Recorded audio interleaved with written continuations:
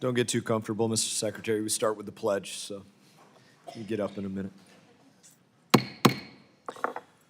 Committee on Foreign Affairs will come to order. I'm going to ask that everybody rise and join me in reciting the Pledge of Allegiance, and please remain standing as we're going to also recognize the passing of our friend Jerry Connolly for a few moments after that as well. Please join me in the pledge. I pledge allegiance to the flag of the United States of America and to the republic for which it stands, one nation, under God, indivisible, with liberty and justice for all. Please remain standing. We're going to do a moment of silence in a moment. I just want to say, Jerry was my friend, and I was very sad to hear of his passing this morning. Jerry was a fierce fighter. We had a lot of fights on this dais together, and we had a lot of fights on the House floor between one another, and I will certainly miss him, and I'd like to recognize my friend, Ranking Member Meeks, to say a few words as well, and then Representative Burchett is going to say a brief prayer as well. This is a sad day. Jerry Connolly wasn't a politician. He's the true essence of a word of a statesman. He loved this country. He loved this committee. He loved this Congress. He's a dear man that worked as president of the NATO PA and the cross-Atlantic relationship. He was sincere. He had this funny personality that he would make you laugh with what he talked about. He was a great American. He will be dearly missed on this committee, in this Congress, and in his district of Virginia. A true statesman, Jerry Connolly. May God bless his soul. Thank you, Ranking Member Meeks. Representative Burchett, you want to give that prayer? Dear Lord, thank you so much for the gift of Jerry Connolly. Lord, you know he and I didn't agree on much anything other than our friendship. He always had a kind word to say to me when I was down, and I tried to lift him up in his very brief but tragic illness. Please, Lord, bless his family, draw them close to you, and draw these members close to you as we mourn the passing of a dear, dear friend. And I pray these things in Jesus' name. Amen. Amen. Please be seated.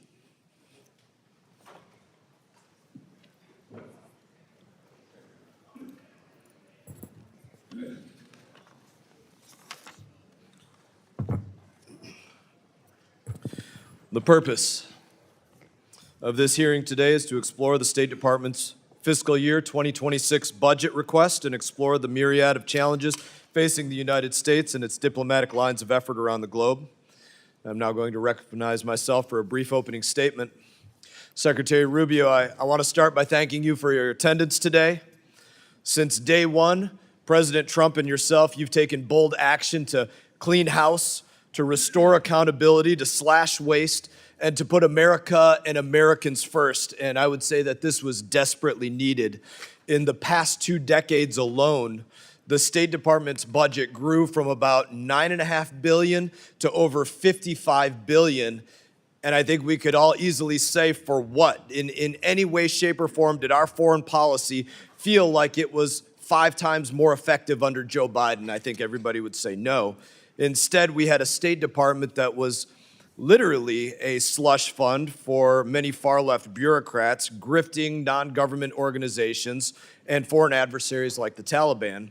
We had our tax dollars going to things like vouchers for migrants at our southern border, mobilizing elderly lesbians to vote in Costa Rica, as well as drag shows and LGBT comic books, musicals, plays, and operas. That stuff was not PEPFAR, to say the least. It didn't make America safer, it didn't make America stronger, it didn't bring other countries closer to us, and it didn't save lives. Now, many of my colleagues might think that canceling these programs creates an inroad for China. And I would say that we could only hope that China is stupid enough to spend money in that way. I want to thank this administration for bringing charges against those who it appears were stealing from the State Department and USAID, and in turn, the American people. And I want to thank you, Secretary Rubio, for reorganizing the State Department into a lean and effective diplomatic operation. Let's give proof of that. Just this past week alone, President Trump secured more than $2 trillion of investment from the Middle East. That is more than 10 times what Joe Biden secured from the Middle East during his entire 4 years in the White House, which is not entirely surprising considering under the Biden State Department, there was millions spent on programs like trans inclusion in Tunisia. That was the focus in the Middle East. Now, as you know, Secretary Rubio, the job is not done up until now. Over 80% of the State Department has been unauthorized. We have bureaus and offices that have grown from thousands of dollars to billions of dollars. And that changes in law when we pass the first comprehensive and standalone State Department reauthorization that has occurred since 2002. I look forward to working with the members of this committee. I look forward to working with you, Secretary Rubio, and I look forward to working with Senator Risch moving forward to make sure that one thing and one thing alone takes place. Every single dollar and diplomat that we authorize and send into the field puts America first. In that, I would now like to recognize Ranking Member Meeks for any opening statement that he may have. Thank you, Mr. Chairman. Secretary Rubio, I'm glad you are finally before this committee. Your testimony actually comes long after the State Department, under your leadership, took actions without required congressional consultation or that were contrary to the law.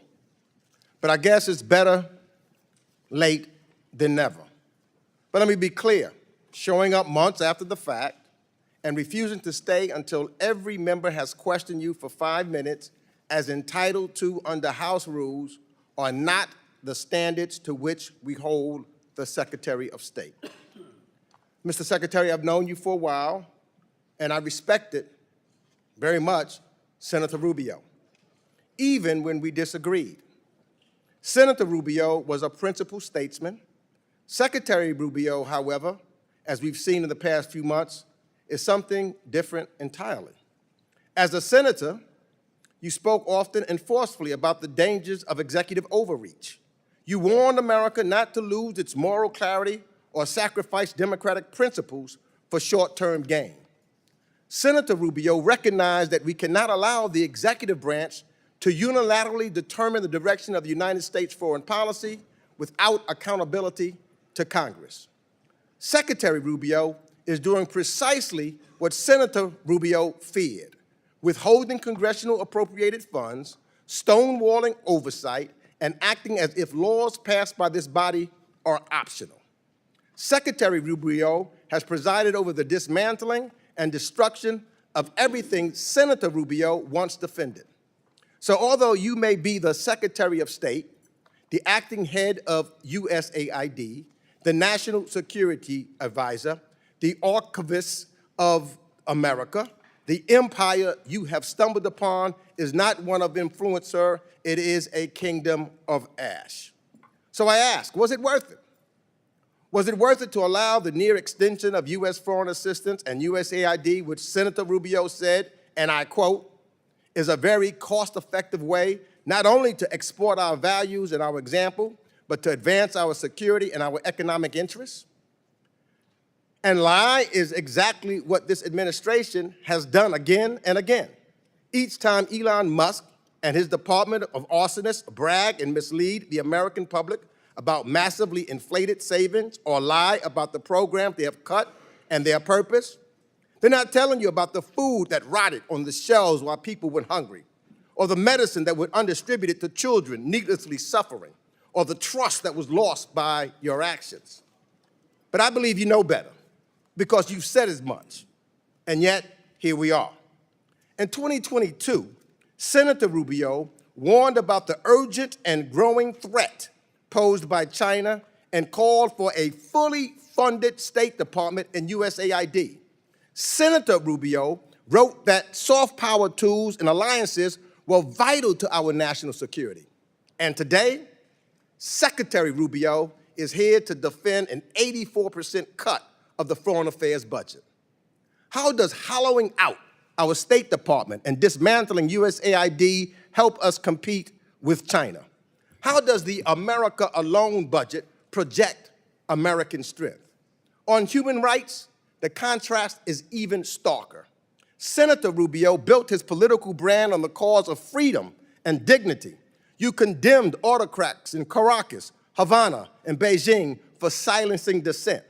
But Secretary Rubio, he looks the other way when strongmen commit similar abuses. Secretary Rubio even defied a Supreme Court order to facilitate the return of a wrongly detained spouse of an American citizen.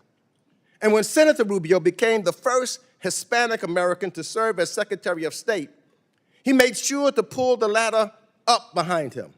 In the name of dismantling efforts to making hiring and promotion fair, as you call it, wokeness, you have unlawfully dismantled programs designed to address decades of historical exclusion. These are not political experiments. They were congressionally supported efforts rooted in bipartisan recognition that our diplomatic corps must reflect the diversity and the strength of the nation it represents abroad. These are initiatives that Senator Rubio supported. You replaced experienced career employees with ideologues and political loyalists. Under your watch, sir, America's diplomatic and development corps have suffered the greatest brain drain in history, and America has been weakened and made more isolated by the actions of an administration that has abandoned its allies, cozied up to dictators, and conducted a foreign policy driven not by interests of the American people, but in support of the personal enrichment of the president and his family. And with that, I yield back. I thank the ranking member for his opening statement. And I would also thank the 20 members of this committee who voted in the 2024 appropriations to make sure that the Secretary and the administration had the authority to reorganize the State Department. And other members of this committee are reminded that opening statements may be submitted for the record. We are pleased to have Secretary of State Marco Rubio before us today. Your full statements will be made a part of the record, and I'll ask you to keep your spoken remarks to 5 minutes in order to allow time for members' questions. And I now am proud to recognize Secretary Rubio for any opening statement that you may have. Thank you. I appreciate the opportunity to speak to you today. I'll try to stay under the 5 minutes, and so we can get time for questions here. So when I took this job, and I said this during my confirmation hearing, the most important thing we need to do is return American foreign policy to be centered on our national interests. For far too long, that had been lost as a concept of foreign policy. In essence, in many cases, oftentimes the U.S. engaged in the world on the basis of what was good for the global order or the international community and what like. And look, for about 30 years, that made a lot of sense until the end of the post-Cold War era.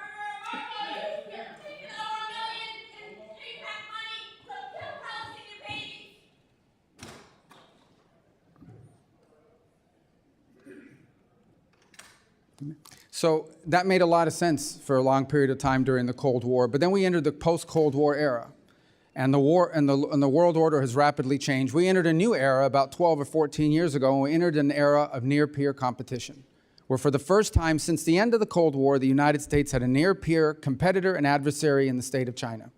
And we need to confront that, and our foreign policy needs to be geared around that and on the realities of this new world. And so what that means is we have to have a State Department that can deliver on a foreign policy that is rooted in the national interest of the United States. To defend the national interest of the United States requires us, number one, to make sure that every dollar we spend and every action we take has to have measurable outcomes that deliver for the American people. They have to either make our country safer, or they have to make our country stronger, or they have to help make our country more prosperous. It has to do at least one of those three things. And ideally, whether it's a program or a measure that we take, it should do all three of them. Now, what that means is that there are some great causes in the world. There really are. There are some great causes. There are some horrifying things that are happening on the planet. America cannot solve every single one of them. What we need to focus on is prioritizing our foreign policy to those areas that are in our national interest. Now, we will still remain the largest contributor of foreign aid and humanitarian assistance on this planet by far. The United States, even under the budget that's before you today, and the changes we have made, will still contribute more in foreign aid than the next 10 countries combined, than the entire OECD. The next closest country is not China, it's Germany, and it's way behind us, even now. But that foreign aid has to be geared towards our national interests. We need to design a State Department that delivers on that. Yes, we canceled a bunch of contracts in USAID. Some were stupid and outrageous. Others didn't serve the national interest, and others we kept. And we are folding it under the Department of State. And you know why? Because we want it to be part of the toolbox of foreign policy, not a standalone. It is not charity. Foreign aid is not charity. It is designed to further the national interest of the United States. So we will do humanitarian assistance. We will do food assistance. We will do developmental assistance. And we will do security assistance. But we will do it driven by our embassies and our regional bureaus. Because what those issues mean look very different in Guatemala than they may in Chad or in Kenya or in some other part of the world in the Indo-Pacific. And so one of the things that we have tried to do in our reorganization is drive power and influence on policymaking and decision-making to the regional bureaus and ultimately to our embassies. Our embassies, our ambassadors, are the front line of American foreign policy. The most important thing I do every single day is not read memos, it's read cables. Every night I get 10, 15 select cables from stations around the world, different embassies. The best ideas in that building come from the ground up from our embassies. Now, I want to tell you something else. Look, I did serve in the Senate for a long time, so this is a new job to me. When I got there, I'd get a memo. I still get these memos. I should have brought one today. In order for an idea to reach me, a decision to reach the Secretary of State, some of these things have to be checked off by 40 people, 40 boxes. And if any one of these people has a question, they can hold it up before the idea even ever gets to me. Now, that sounds like a crazy thing to begin with. We can't afford it in the 21st century. We have to be able to move very quickly. And a case in point is what happened last week.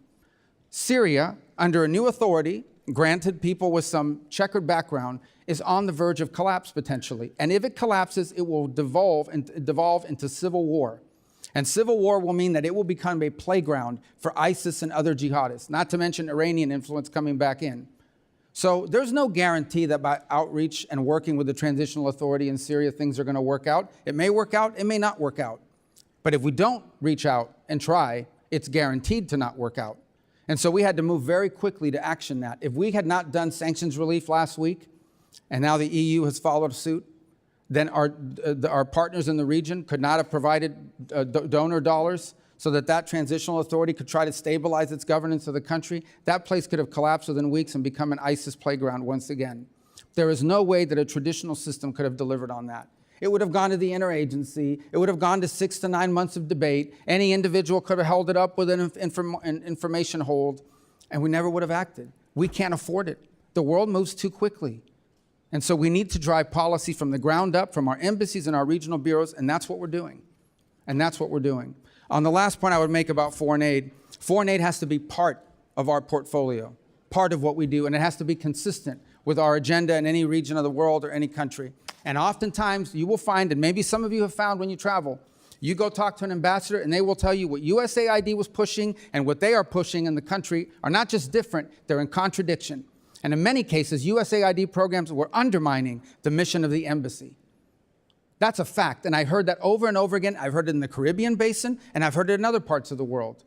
I am not the first Secretary of State that wanted USAID and foreign aid to be under the Department of State. I'm just the first that's been able to do it. And I'm glad we've done it, and it will deliver better foreign policy and, frankly, more accountability and more oversight opportunities for your committee down the road. Thank you. Thank you, Mr. Secretary. And I'd love to see that tree of 40 people who in the last administration signed off on things like a transgender job fair in Bangladesh for $800,000. I'd love to see that list.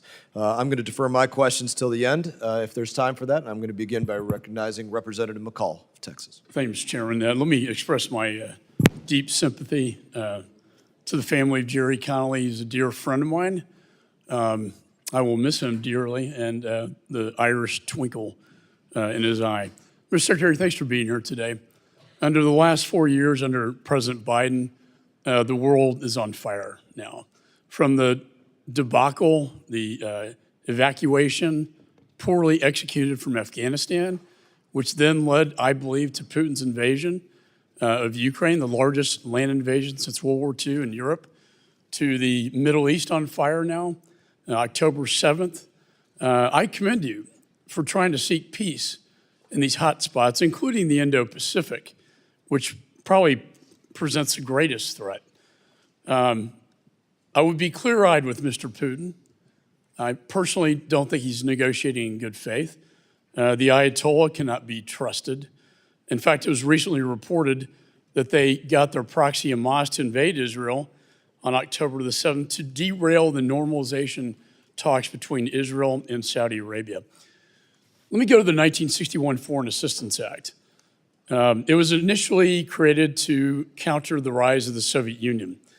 Today, I believe it should be used to counter the influence of Communist China around the globe. And that's a core mission I know you support, as do I.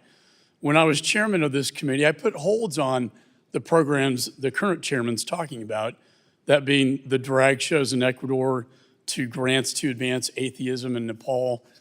These are not in the interest of the United States or our national security interests. So I think we need to return these agencies and programs to their core mission. I believe that you're trying to do that by bringing them under your supervision at the State Department. It's not a new idea. Madeleine Albright tried to do that many years ago. And I do think under your supervision that we'll have transparency and accountability with the foreign assistance programs. We are engaged in a reauthorization of the State Department. Sir, can you tell me how this would assist you with respect to reorganization of these important agencies under your department? Well, I think the key to reorganization, and by the way, we never did it in all the years that I was in the Senate either. It never happened. It needs to happen. We want it to happen. As you know, in our reorganization, we didn't touch any of the statutory offices because we can't. But there's two advantages to it, or three advantages. The first is it becomes permanent. We can create an organizational structure that becomes enduring, especially if it's one that we believe in. Second, I think that it will help us with the input and ideas. Look, we notified, it wasn't intended, we provided the initial preliminary indication to Congress. We've been taking input, including from many on the minority. And some of those are going to be reflected when we put out our final approach that we want to take. But ultimately, we would love to work with the committee to find ways to improve on the streamlining. By the way, we're also taking input from inside our building. Some of the ideas in our reorg, many of the ideas from our reorg, came from inside the State Department, from career officials, including some that are still providing input for us and sort of how to structure it. But I think the advantage of doing it statutorily is that it becomes enduring and permanent and provides certainty in the days to come. Otherwise, it can change over time and continue to bloat and expand to levels that it got to. It was an unreadable org chart. The org chart that I showed, the initial org chart that I inherited was just the top line. Within each one of those boxes, there were multiple boxes, some of them duplicative, redundant. Many cases, no one could even tell us what they were doing because it's easy to grow. It's much harder to reorganize and to streamline activity, and that's what we want to do. Well, it's a very noble effort. With my 1 minute remaining, I authorized the Remain in Mexico program in this committee. I commend the administration. Within a matter of months, have restored order to the border, taken chaos and turned it into a safe border. I mean, the crossings have gone down 95%. There's no longer catch and release. And I do think the executive order on Remain in Mexico is very important. I know you share that responsibility with the Department of Homeland Security, a committee I chaired as well. What is the latest in your negotiations with Mexico to bring that important program back? Well, as you are aware, I'm sure that we've had a number of what I would call both irritants, but also areas of cooperation with the Mexican government. It's been actually pretty positive. They have been very responsive on our security concerns. They've increased their security cooperation with us in ways that have been very productive. In fact, at some point here over the next few weeks, I intend to travel potentially to Mexico along with a couple other cabinet members to sort of finalize some of these areas of cooperation. This may be one we talk about, but we've been primarily focused with Mexico on two things. One is on trade, which is not my department, but obviously our trade representative, Mr. Greer, and also the Commerce Secretary Lutnick's been engaging with them. And then the other is on security cooperation. We have a mutual interest in Mexico. In essence, the cartels that operate within Mexico and threaten the state are armed from weapons that are bought in the United States and shipped there. We want to help stop that flow. The reverse is those cartels threaten the state. There are parts of Mexico that are governed by cartels, where there is, in fact, I think I heard last night 2 more people were murdered in Mexico City associated with the mayor of Mexico City. The political violence there is real. They have a vested interest and a desire to go after these cartels, and we want to help equip them and provide them information. They've also been increasingly cooperative, more than ever before, in bringing back and extraditing people wanted in this country for crimes who are in their custody. So I think we've got good areas of cooperation. We still have some more work to do on migration, but they've been cooperative. Chair now recognizes Ranking Member Meeks. Thank you. I'm trying to figure something out. I know you said you read a lot of cables every day, and I know that when you first got sworn in at your confirmation hearing, you stated that being the Secretary of State would be an extraordinary responsibility. Here we are 4 minutes later, but reading cables every day. How much time do you spend at the State Department? How much what? How much time? Do How I spend focused at the State Department? almost every day if I'm in the country. I travel a lot. It's part of the job.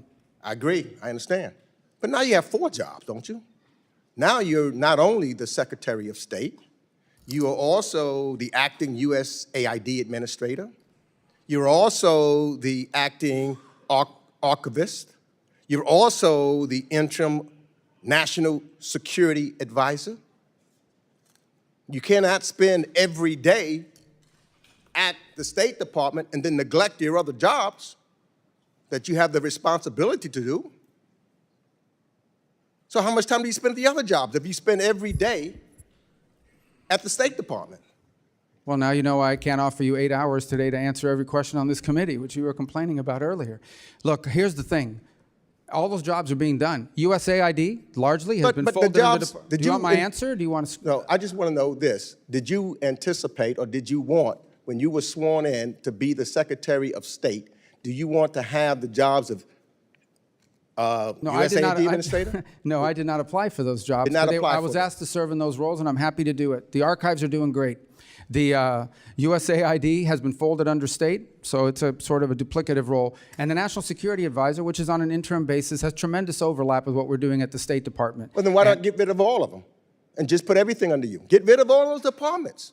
If it's not crucial to have someone every day at the as a National Security Advisor, you folded in USAID, you saying the archives is fine, get rid of them. Wouldn't that be then waste?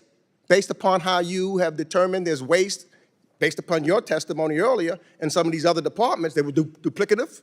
So if it's duplicative, then get rid of them. Well, you would have to pass a law to do that if you want to combine those 4 offices in your reorg. Well, look, that hasn't stopped you in the past because the law requires you to consult with Congress on any proposed reorganization of USAID or the State Department. That hasn't happened. I agree. It should be the Congress's responsibility. Your staff claimed, quote, that you've extensively consulted Congress on your plan to fold USAID into state. But that did not happen. All we members have gotten was 1 hour of a meeting with Pete Morocco, who you later fired and who couldn't answer our most basic questions about the aid freeze. And you've ignored thus far. That's why I want to know about you've ignored nearly 20 letters from this committee seeking information about who, since you took office, as well as,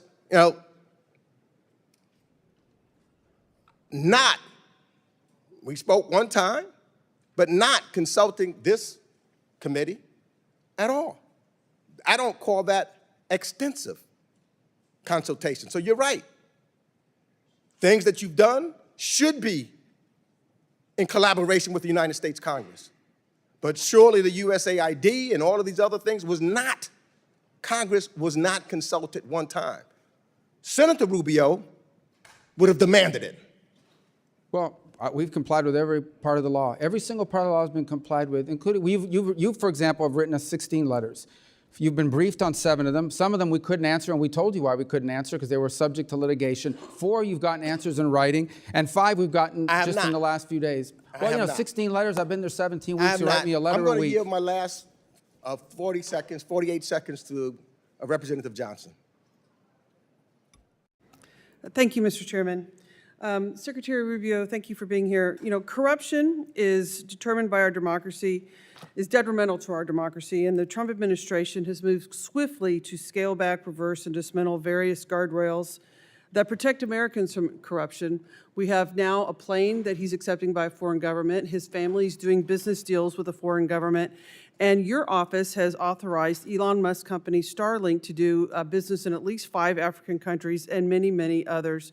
My question is, with the dismantling of the enforcement of the Foreign Corrupt Practices Act and many other things, what efforts are you doing as Secretary of State to make sure that our government is free from improper foreign influence over our policy? I mean, the examples you've given, Starlink's all over the world.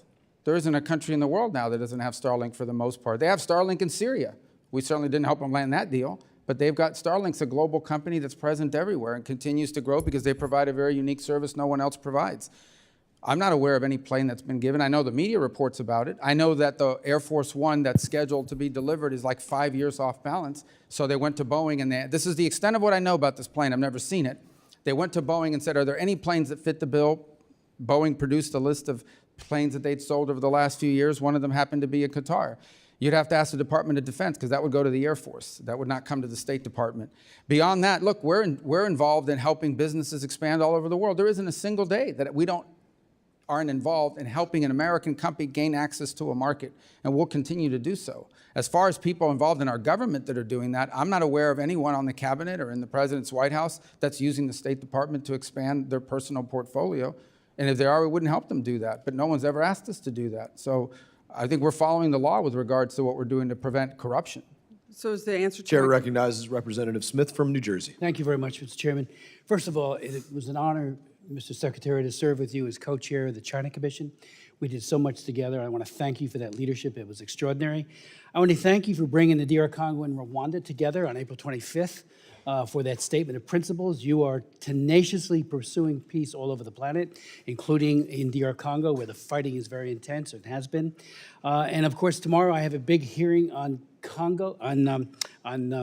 Sudan, and I know you're trying to do everything you can to try to mitigate the horrific violence that is occurring there. Let me just ask you a couple of questions, if I could. I had a hearing on Aliyev and Azerbaijan on the Tom Lantos Commission, and it's very clear that after the genocide committed by Aliyev against the Armenians, that there are many, many political prisoners and POWs being held. I would just encourage you to do whatever you can to get those men and women released, at least 300. I met with Aliyev twice in Baku.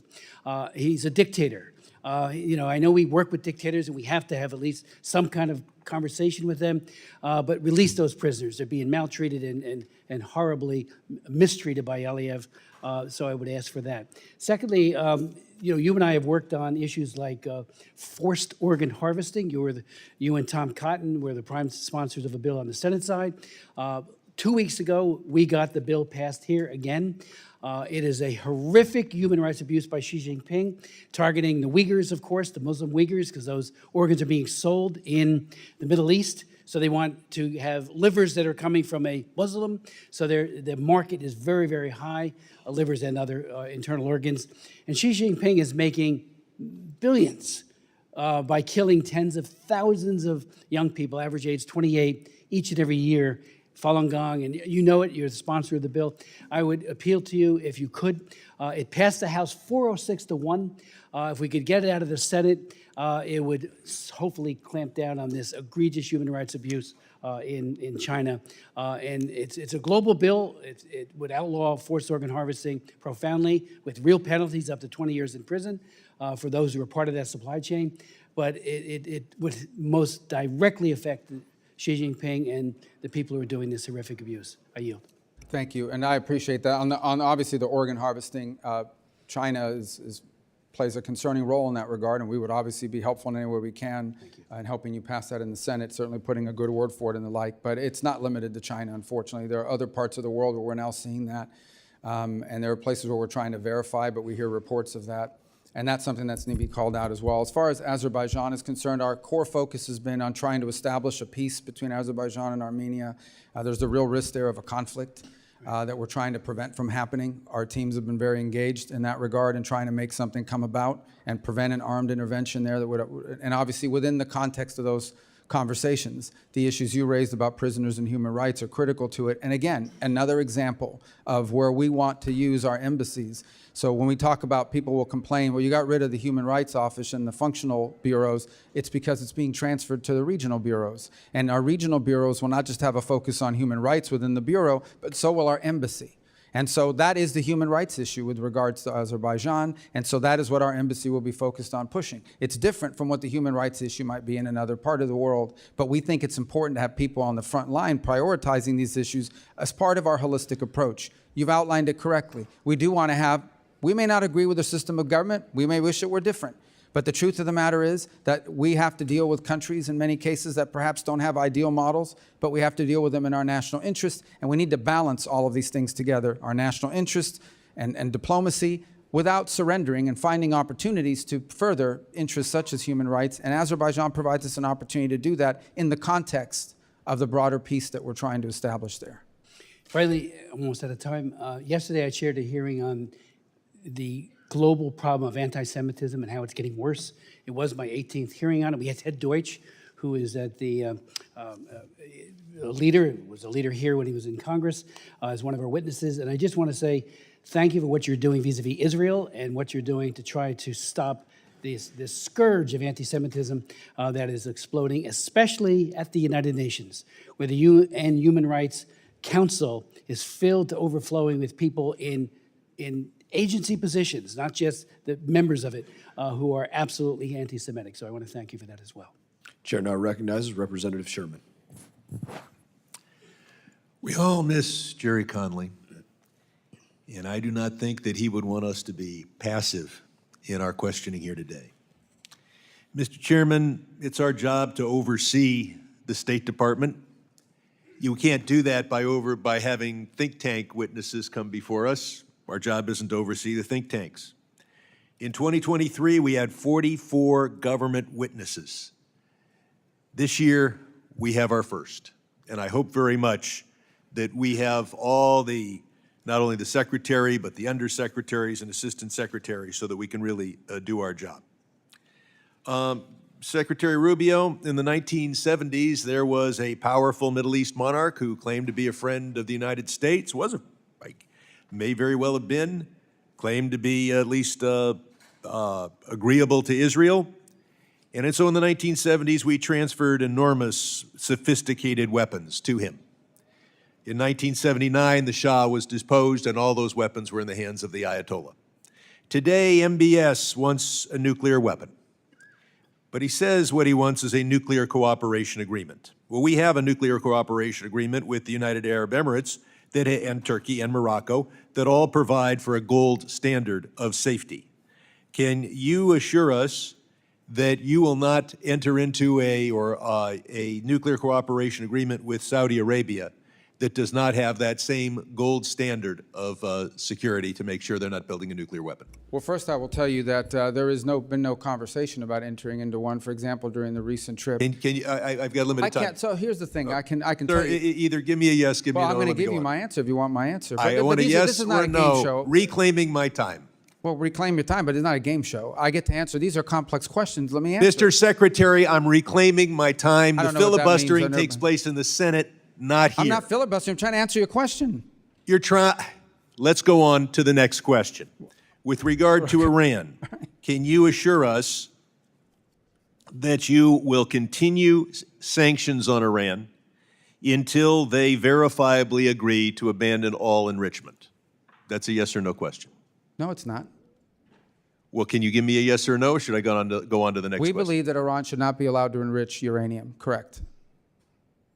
You believe that it should? Yeah, We believe that an acceptable deal with Iran is one in which they cannot enrich, because if they can enrich, they can weaponize. I know why we don't want. I asked you, will we agree? Will we continue the sanctions until they verifiably agree to get rid of the You have no enrichments? worry about us. The worry was the previous administration. This administration has your been refusal to give me an answer is loud and clear. No, well, I'd is like to answer reclaiming your my time. Mr. Chair, you told us about all these wonderful business deals that were announced in the Middle East. It's reminiscent of the first year of the first term of Donald Trump, where he announced a $10 billion investment by Foxconn in Wisconsin. It is still an empty field. I am sure that the only deals announced in the Middle East that will actually happen were the bribery deals, the $400 million plane and the $2 billion Abu Dhabi will put into the cryptocurrency sponsored by Mr. Trump. TikTok. Mr. Secretary, you led the effort to say that it shouldn't be controlled by the Chinese Communist Party. We passed a law with your help.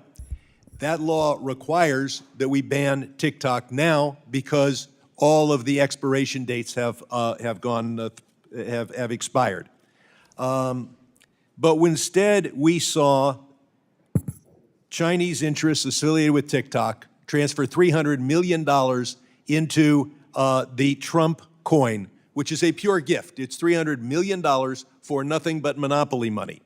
And so there's a word in Mandarin for this. It's called bribery.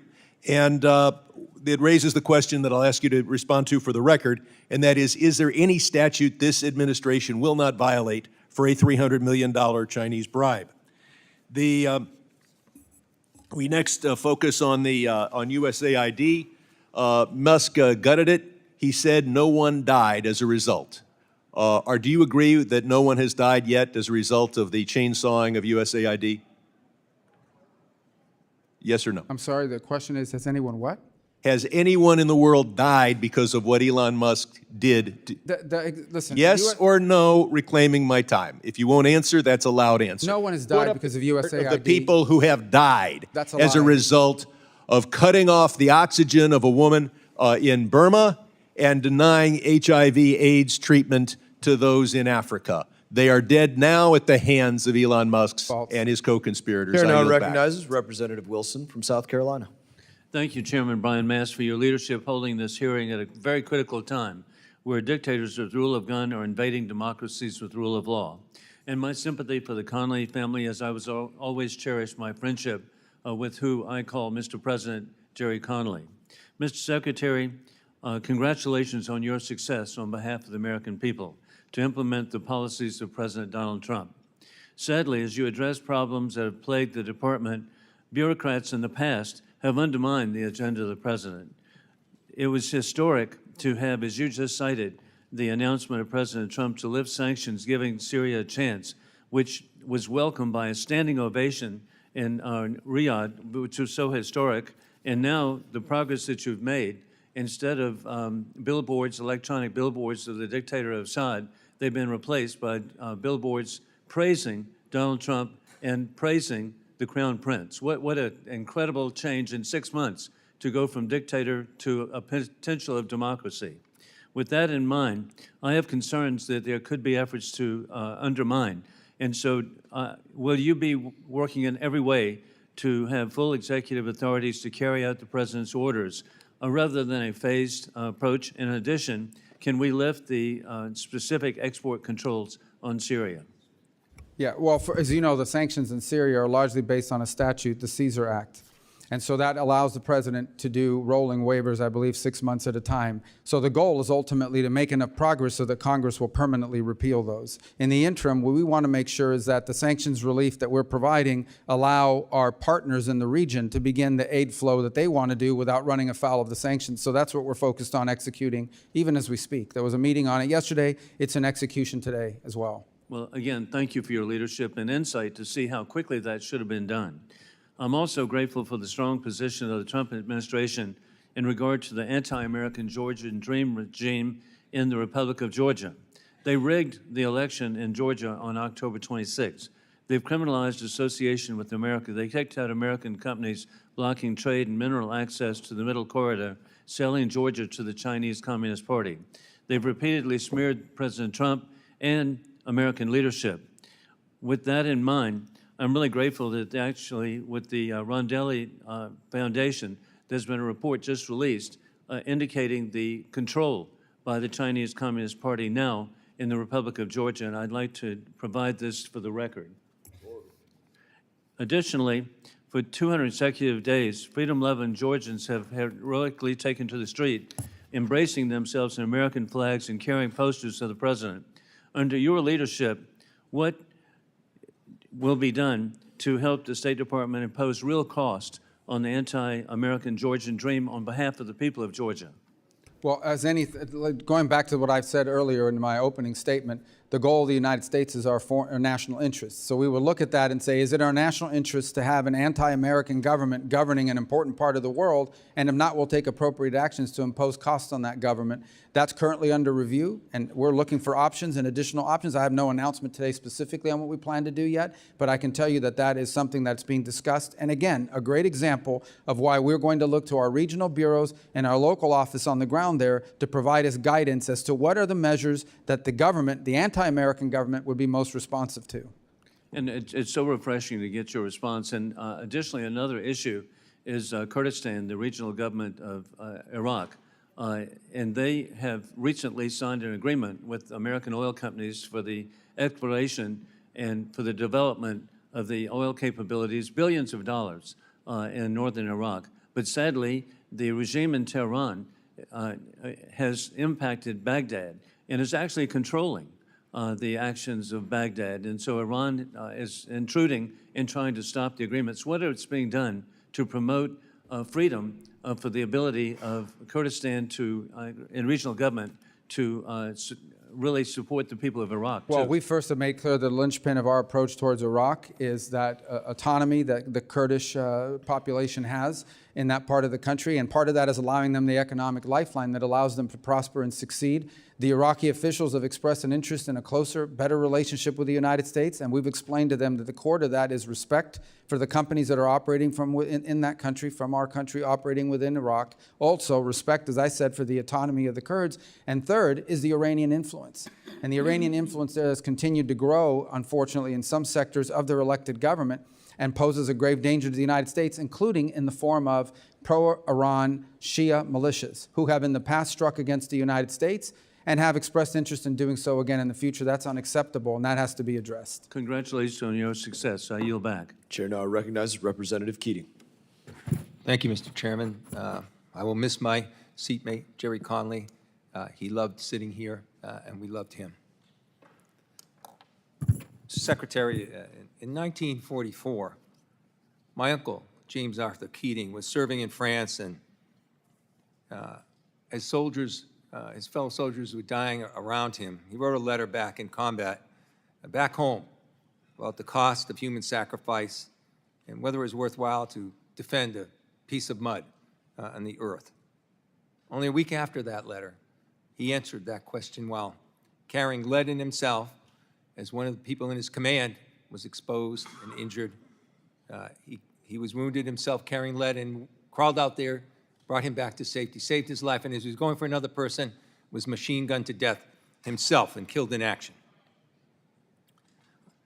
400,000 other American families gave the same sacrifice, but the peace and prosperity that came forward the world has never seen.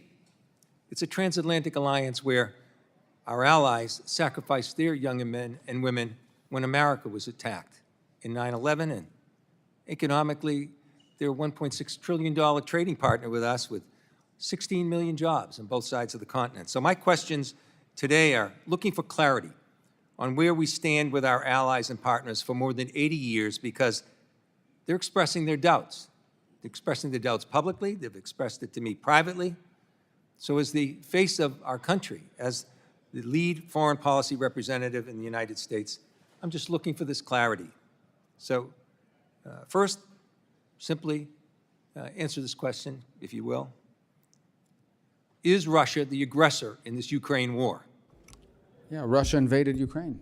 So they are the aggressor in this war, correct? They invaded them, yes. Well, thank you, sir, because it's important to get this clarity, because President Donald Trump said it was Ukraine that started this war, and our allies have the right to know this. Secondly, the person we're negotiating with, Vladimir Putin, is he a war criminal? Well, I think you can look at instances that have happened there and certainly characterize them as war crimes, but our intent is to end the war. Is he a war criminal? We can't end the war without talking to No, Mr. Putin. that's pretty simple. Is he a war criminal? Well, that's this man we're negotiating with, Vladimir Putin. Is he a war criminal? That's not tough. But what? I'm trying to answer your question by telling you that we're trying to end the war answer. here. Go ahead. No, You're it's not a equivocating. simple answer. You are equivocating, sir. Just answer the question. I'm answering your question, and the answer is that war crimes have been committed, no doubt. And who's responsible for that? There will be time and place for that accountability. But right now, the job is to end the war. So you won't answer If we don't the end question. the war, people are going to get Reclaiming killed. my time, sir, let me go on. Because I don't understand this. Because you're sitting in front of us now as Secretary of State. It wasn't long ago that you were sitting as a senator with Secretary of State nominee Rex Tillerson at the time, in the exact same circumstances, only reversed. And you questioned him about Putin directing attacks against schools, markets, hospitals, playgrounds. And on top of this, in this instance, he's abducted 20,000 children, a clear war crime. So you were very clear then Vladimir Putin was a war criminal. Now you're unmaking him a war criminal, and you won't answer the question about the exact same circumstances. You're putting words in my mouth. I'm reclaiming my time, sir. You're putting words in my And you know mouth. what you said to Secretary That's not what I Tillerson said. at the end of his answer when he equivocated just as you are right now? I've not equivocated. You said, You just don't let me it sure answer. sounds like it to me. Then I'll give you a second chance. Is Vladimir never gave me a Putin first a war chance. criminal? I already told you war crimes have been committed. No, you didn't tell me if Well, he's I a can't war even- criminal. Mr. Chairman, am I allowed to answer questions? I'm or just reclaiming be my hectored? time, sir, and listen, Well, I'm if he using keeps your own reclaiming words so you don't have to answer. Did you know what you said to then nominee Secretary of State Tillerson? You said you were very discouraged in his inability to accept that Putin was indeed a war criminal. Your words, we don't need any more. You're inconsistent. The third question I have, sir, is this. I answered your question. You just don't let You me did answer. not answer the question about Putin's Well, you war keep criminal reclaiming your conduct time. in Ukraine. You ask me a question, then you reclaim your time. So how can I answer You the answered question? it. Listen, let me go forward with this. 3 questions. And I'm Or are being you gonna pretty reclaim clear to time you. on those too? I'm giving you a chance to answer. Give me a chance to ask the question. Here it is. So there's a concern among these allies that we've had, our closest allies, about the one-sidedness of the negotiations with Russia and Ukraine. Gentlemen's Regular time has order. expired. Secretary Rubio, if you'd like to respond, by all means. Can go I ahead. reclaim my time for a few seconds? Thank you. Number one, crimes have been committed in the war on Ukraine, and there will be accountability for that. But our goal right now is to end that war, because let me tell you, every single day that war goes on, more people are killed, more people are maimed, and frankly, more war crimes are being committed every day that the war lasts. Number one. Number two, I don't know how European allies could say that. I talk to European allies literally every single day. I see or talk to the foreign minister of the UK and France and Germany more than I see or talk to my own kids in some days. Chairman, So these are all I'm falsehoods. reclaiming my It's time important. now. You have no time. Because You're not you've given him recognized, Mr. time, Keating. and I ask unanimous Not recognized, consent. Mr. Keating. Chairman, You're not I'm recognized. asking for unanimous consent to Mr. put in Keating, the record. you're not recognized. The I Secretary am is speaking. asking unanimous consent to put in the record Mr. Keating, you're not the recognized. op-ed. Oh, so you're not going to recognize, Mr. Chairman? Not Point of order. recognized in this Anyone moment. that asks unanimous consent to put in for the record a document, Keating, you're not allowing you that? are not recognized right now. Your time expired. You might have a minute and a few. Mr. Secretary, please continue. The last point is, our goal is to end this war. We have to be able to talk to both Point of sides order, in order Mr. to do it. Chairman. In order to be, we have to end this My conflict. time is answered. His time answering my question ended too. It's the next person's time. That's the rules in this committee. Mr. When you won't Secretary, even please let a continue. person enter into the record something from our ambassador till recently from Ukraine, Ambassador Brink, Mr. who Keating resigned should- because of the conduct Keating, of you this should keep a administration better eye of the clock after right in front 30 of you. years of service, sir. You should keep a better eye of the clock in front of you. Your time expired. Continue. Our goal is to end this war so more people don't die. And by the way, we want all those kids returned back to their homes that were kidnapped from their parents. We just want people to stop dying. Every day this war goes on, people die, things are destroyed, and lives are ruined. And we want it to stop. Thank you, Secretary Rubio. Did you have something you want to submit for unanimous consent? Thank you, Mr. Chairman. Now would be your opportunity. Thank you, sir. I want to submit for the record an op-ed by Ambassador Brink from Ukraine, the regional ambassador that was close until recently, 30 years of service of Democrat presidents and So Republican ordered. ones. It's an op-ed that says So ordered. Trump's Ukraine Representative Weiss is policy, no recognized. choice, and she details how So peace ordered. at any cost is Take yes appeasement, for an not answer. peace. So Thank ordered. you, sir. Representative Weiss is recognized. Mr. Chairman, I'd like to ask unanimous consent that the accomplishments of the Secretary of State in the first 100 days be placed in the record. So ordered. Thank you. Mr. Secretary, good to see you again.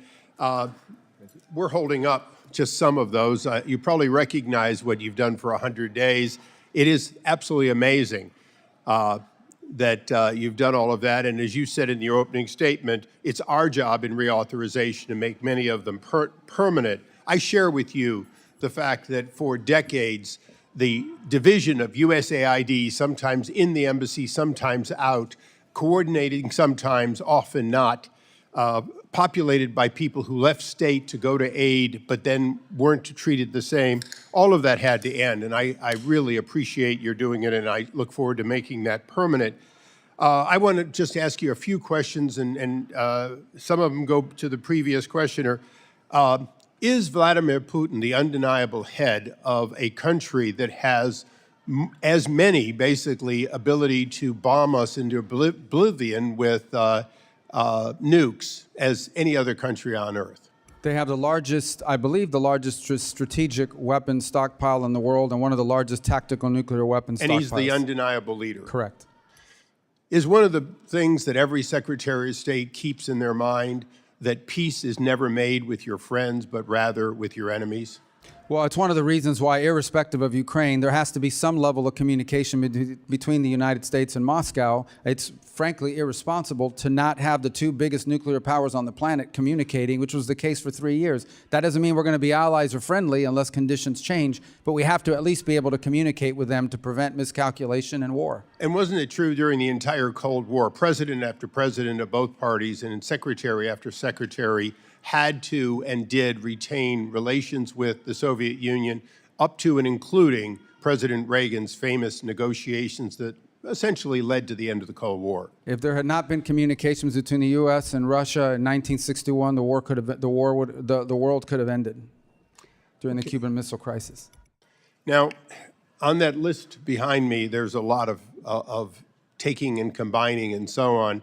But I have two things I want to ask you about. One is, do you have a vision for OBO that would cause it to catch up and to reach a point where our embassies, consulates, and other facilities would never again lead to something like we've had at Benghazi and other occurrences where substandard facilities led to the loss of life? Well, absolutely, it's our priority. In fact, every single day, we have a team that watches our mission posture around the world, not just because of the physical layout, but what the conditions are on the ground. Remember, in many of these posts, in many cases, we are very dependent on local forces and their ability to protect from the perimeter, what they're willing to offer. And so, as you recall, in Benghazi, one of the challenges we faced is we relied on local militias to provide perimeter security. When they abandoned their post, it left the consulate and vulnerable and ultimately led to loss of life. So as part of our analysis, clearly the physical layout and the protection, it's something we've watched very closely in places like Somalia, where we were lacking overhead protection in some cases, but also we are always looking at the capability and willingness of local liaison partners on the ground from the host government to provide their end of it. The less security they're able to provide us assurances on, the more nervous and concerned we become about our force posture or about our presence in any given country. Now, Mr. Secretary, as you recall, during the first Trump administration, the president nominated me for the Trade Development Agency, and I kindly appreciate the fact that you were willing to support me if I'd ever gotten the actual vote. It is a small organization, a small part of our outreach to compete against Belt and Road. USAID could be part of that. Obviously, XM Bank, a host of other entities could be part of it. But in your opinion today, even with the changes you've made, are we or are we not positioned to properly address, to provide complete packages to compete against Belt and Road? Well, first of all, Belt and Road is largely a series of loans and other traps that are provided that you hire Chinese companies to come into your country and build a road or build a bridge or build a stadium or build whatever they want. That's actually not comparable to USAID, which is more humanitarian and development assistance, but it's in the form of a grant. That's more loaning on their part. I think the two entities that are best positioned to act as alternatives are the Development Finance Corporation, which is currently potentially could be expanded in my view, and then Millennium, which is undergoing a review for improvements. But I think both of these offer better alternatives in terms of comparison to or a way to compete against Belt and Road Initiative. Thank you, Mr. Secretary. Yield back. Chair now recognizes Representative Barra.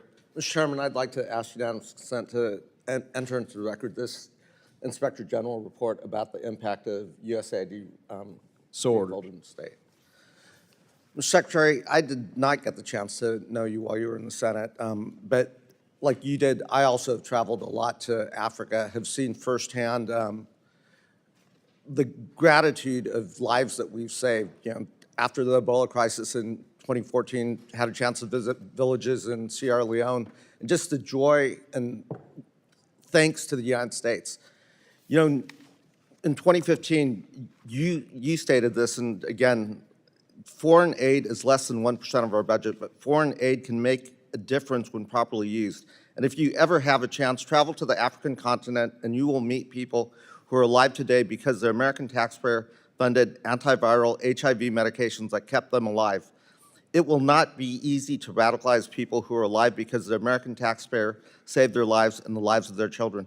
Do you still stand by that statement? Yeah, and Yes. that's why we're still going to do foreign aid. Great. So that's incredibly important. As a young doctor in the 1990s, I took care of a lot of people that were dying of HIV and AIDS. It is a painful death.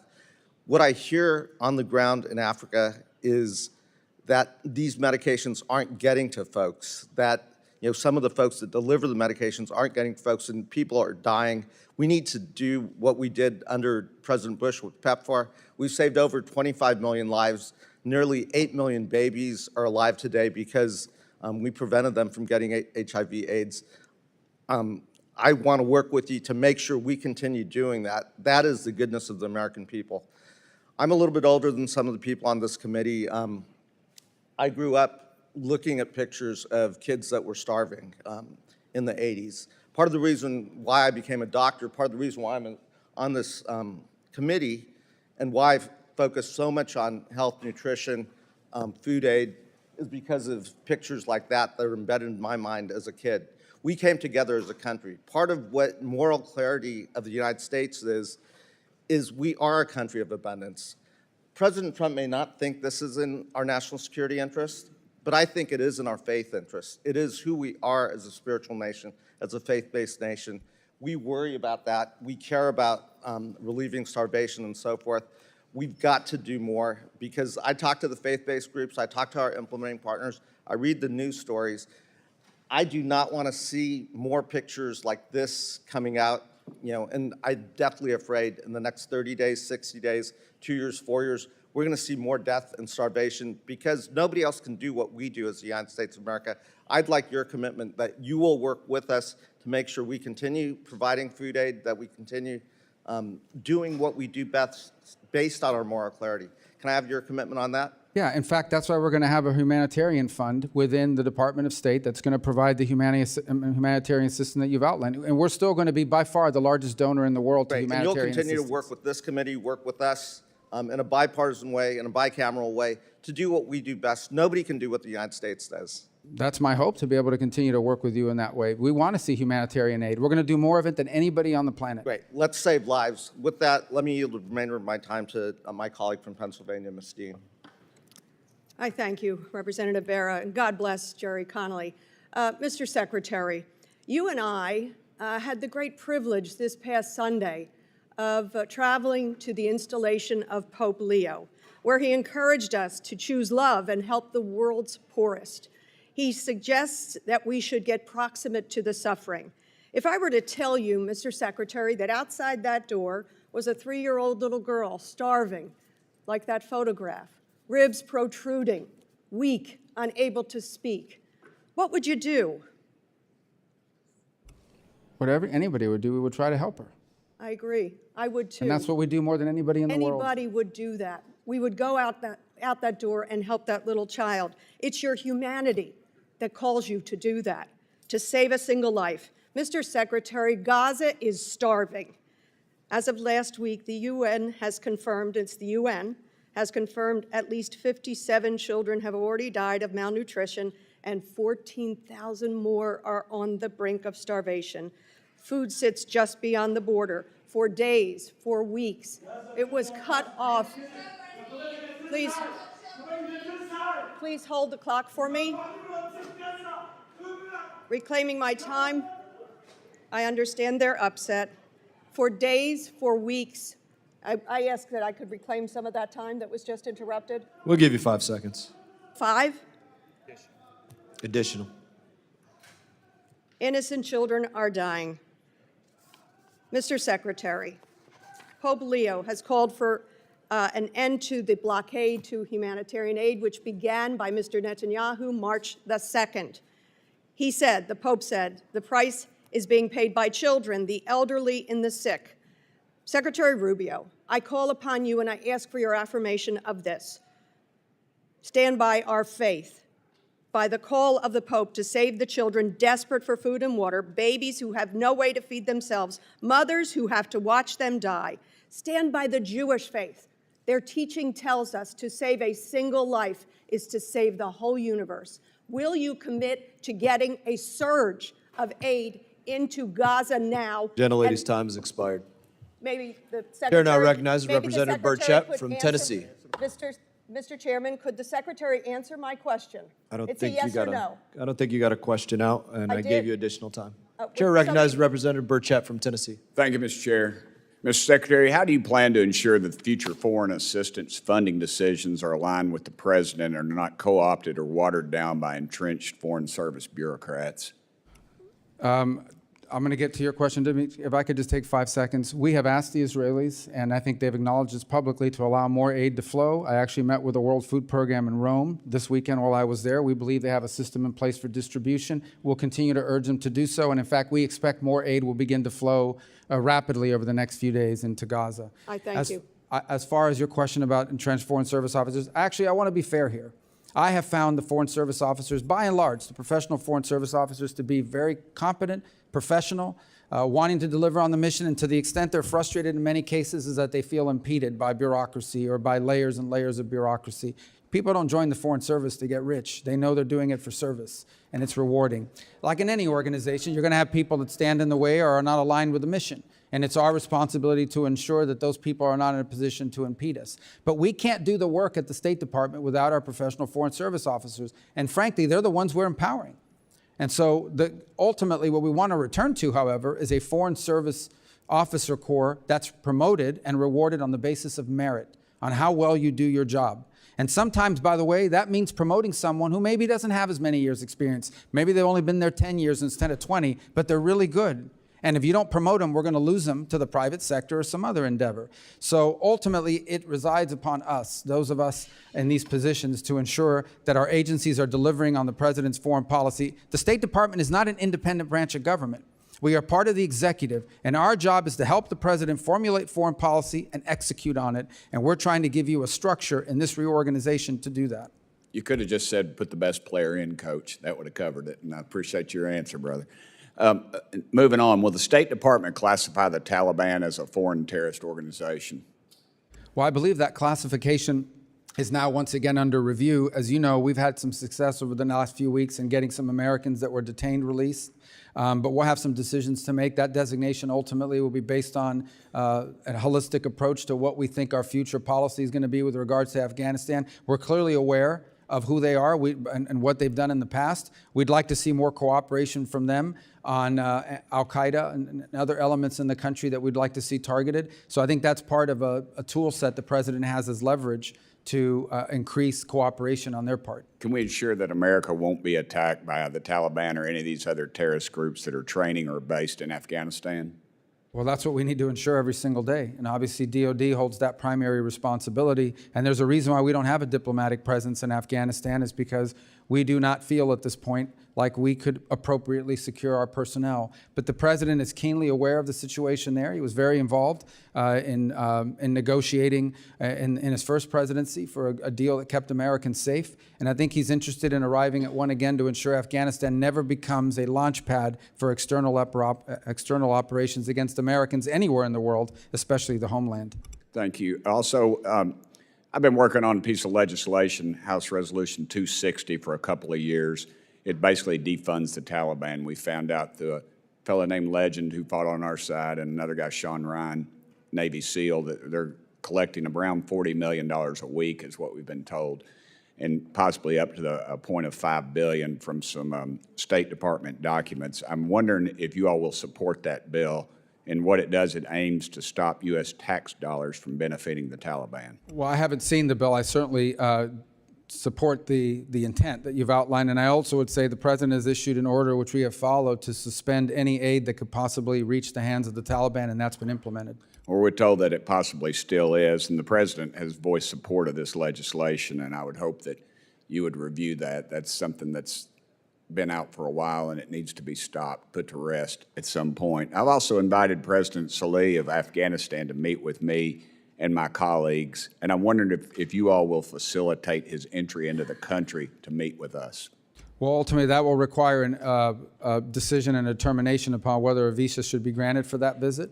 We're certainly happy to, if you've got an engagement that you think would be important and further the national interest, it's certainly something we would consider in terms of making that decision. You know, we've granted visas in the past to people that we're not necessarily enamored with because they're coming to the United Nations or for some other purpose. So we would want to work with you to learn more about the context of that visit, and we would consider it.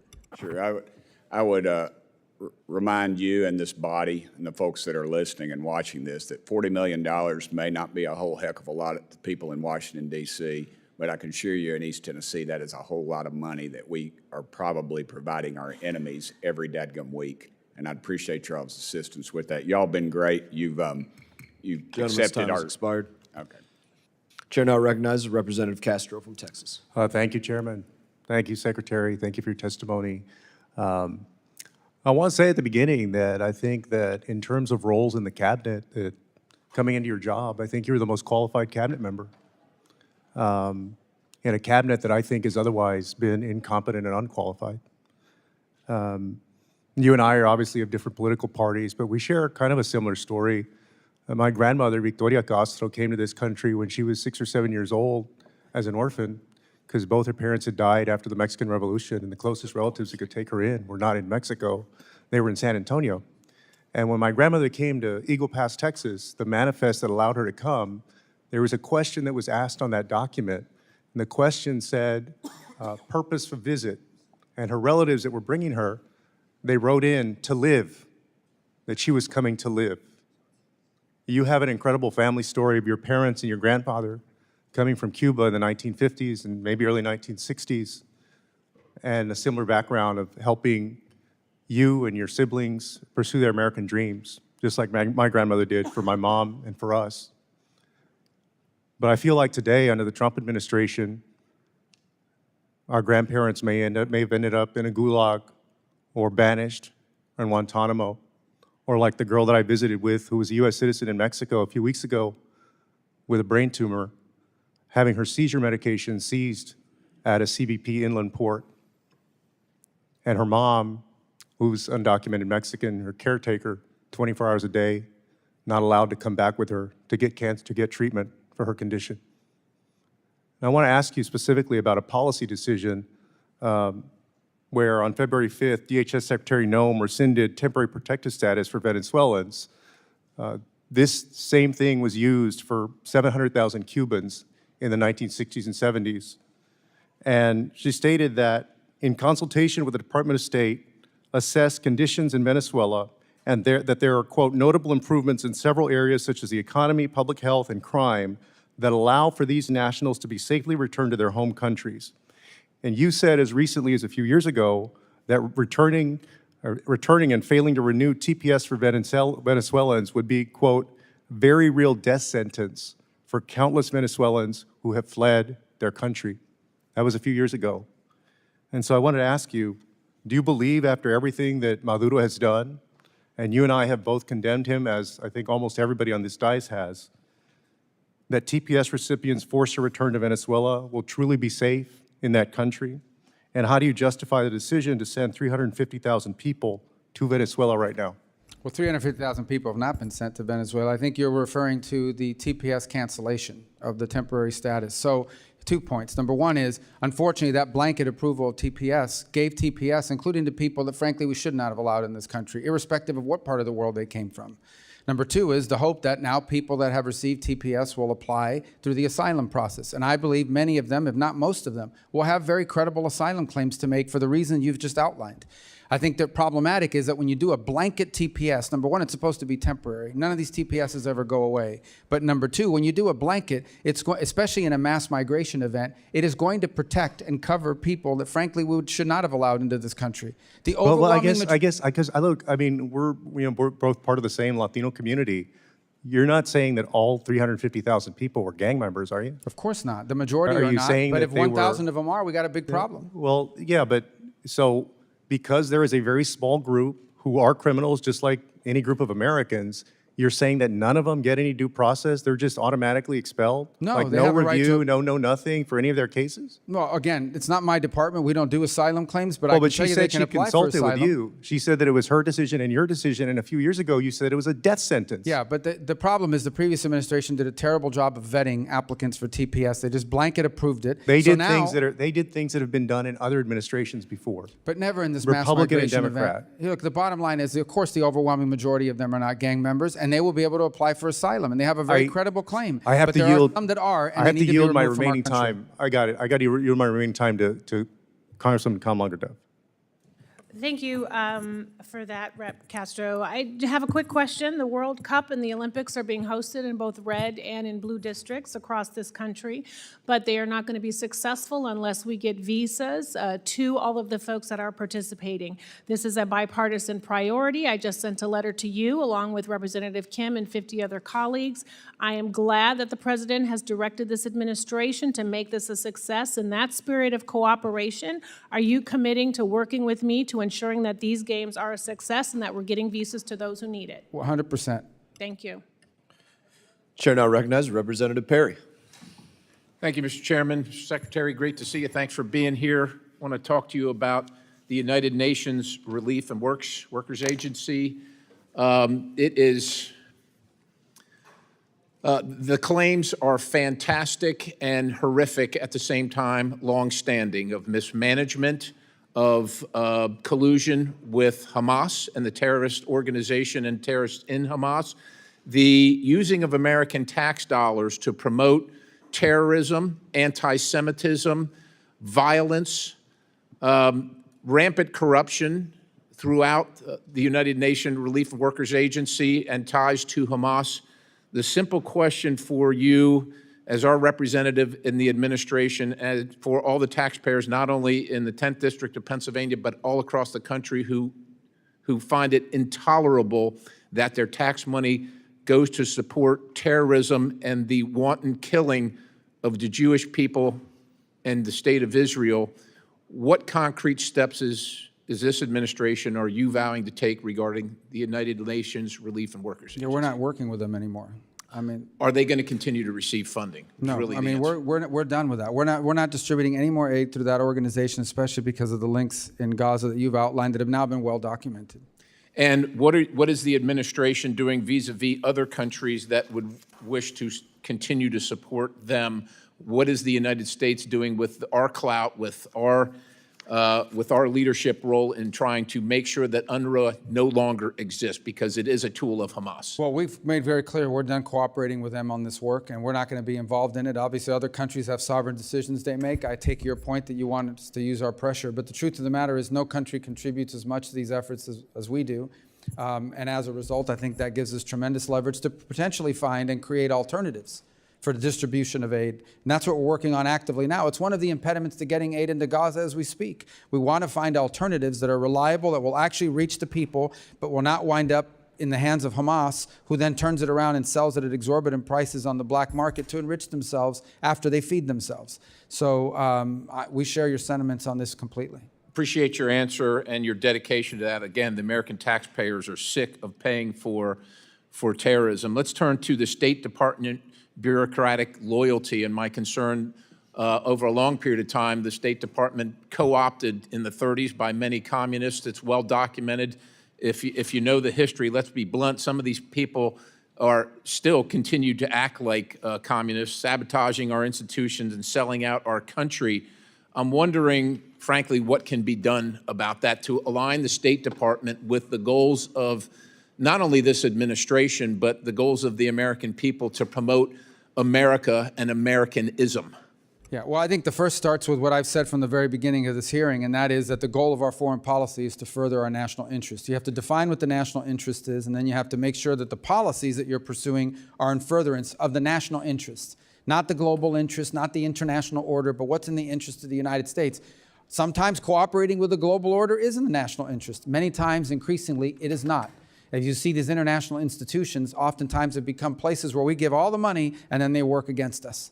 And it's used as a forum for anti-Americanism.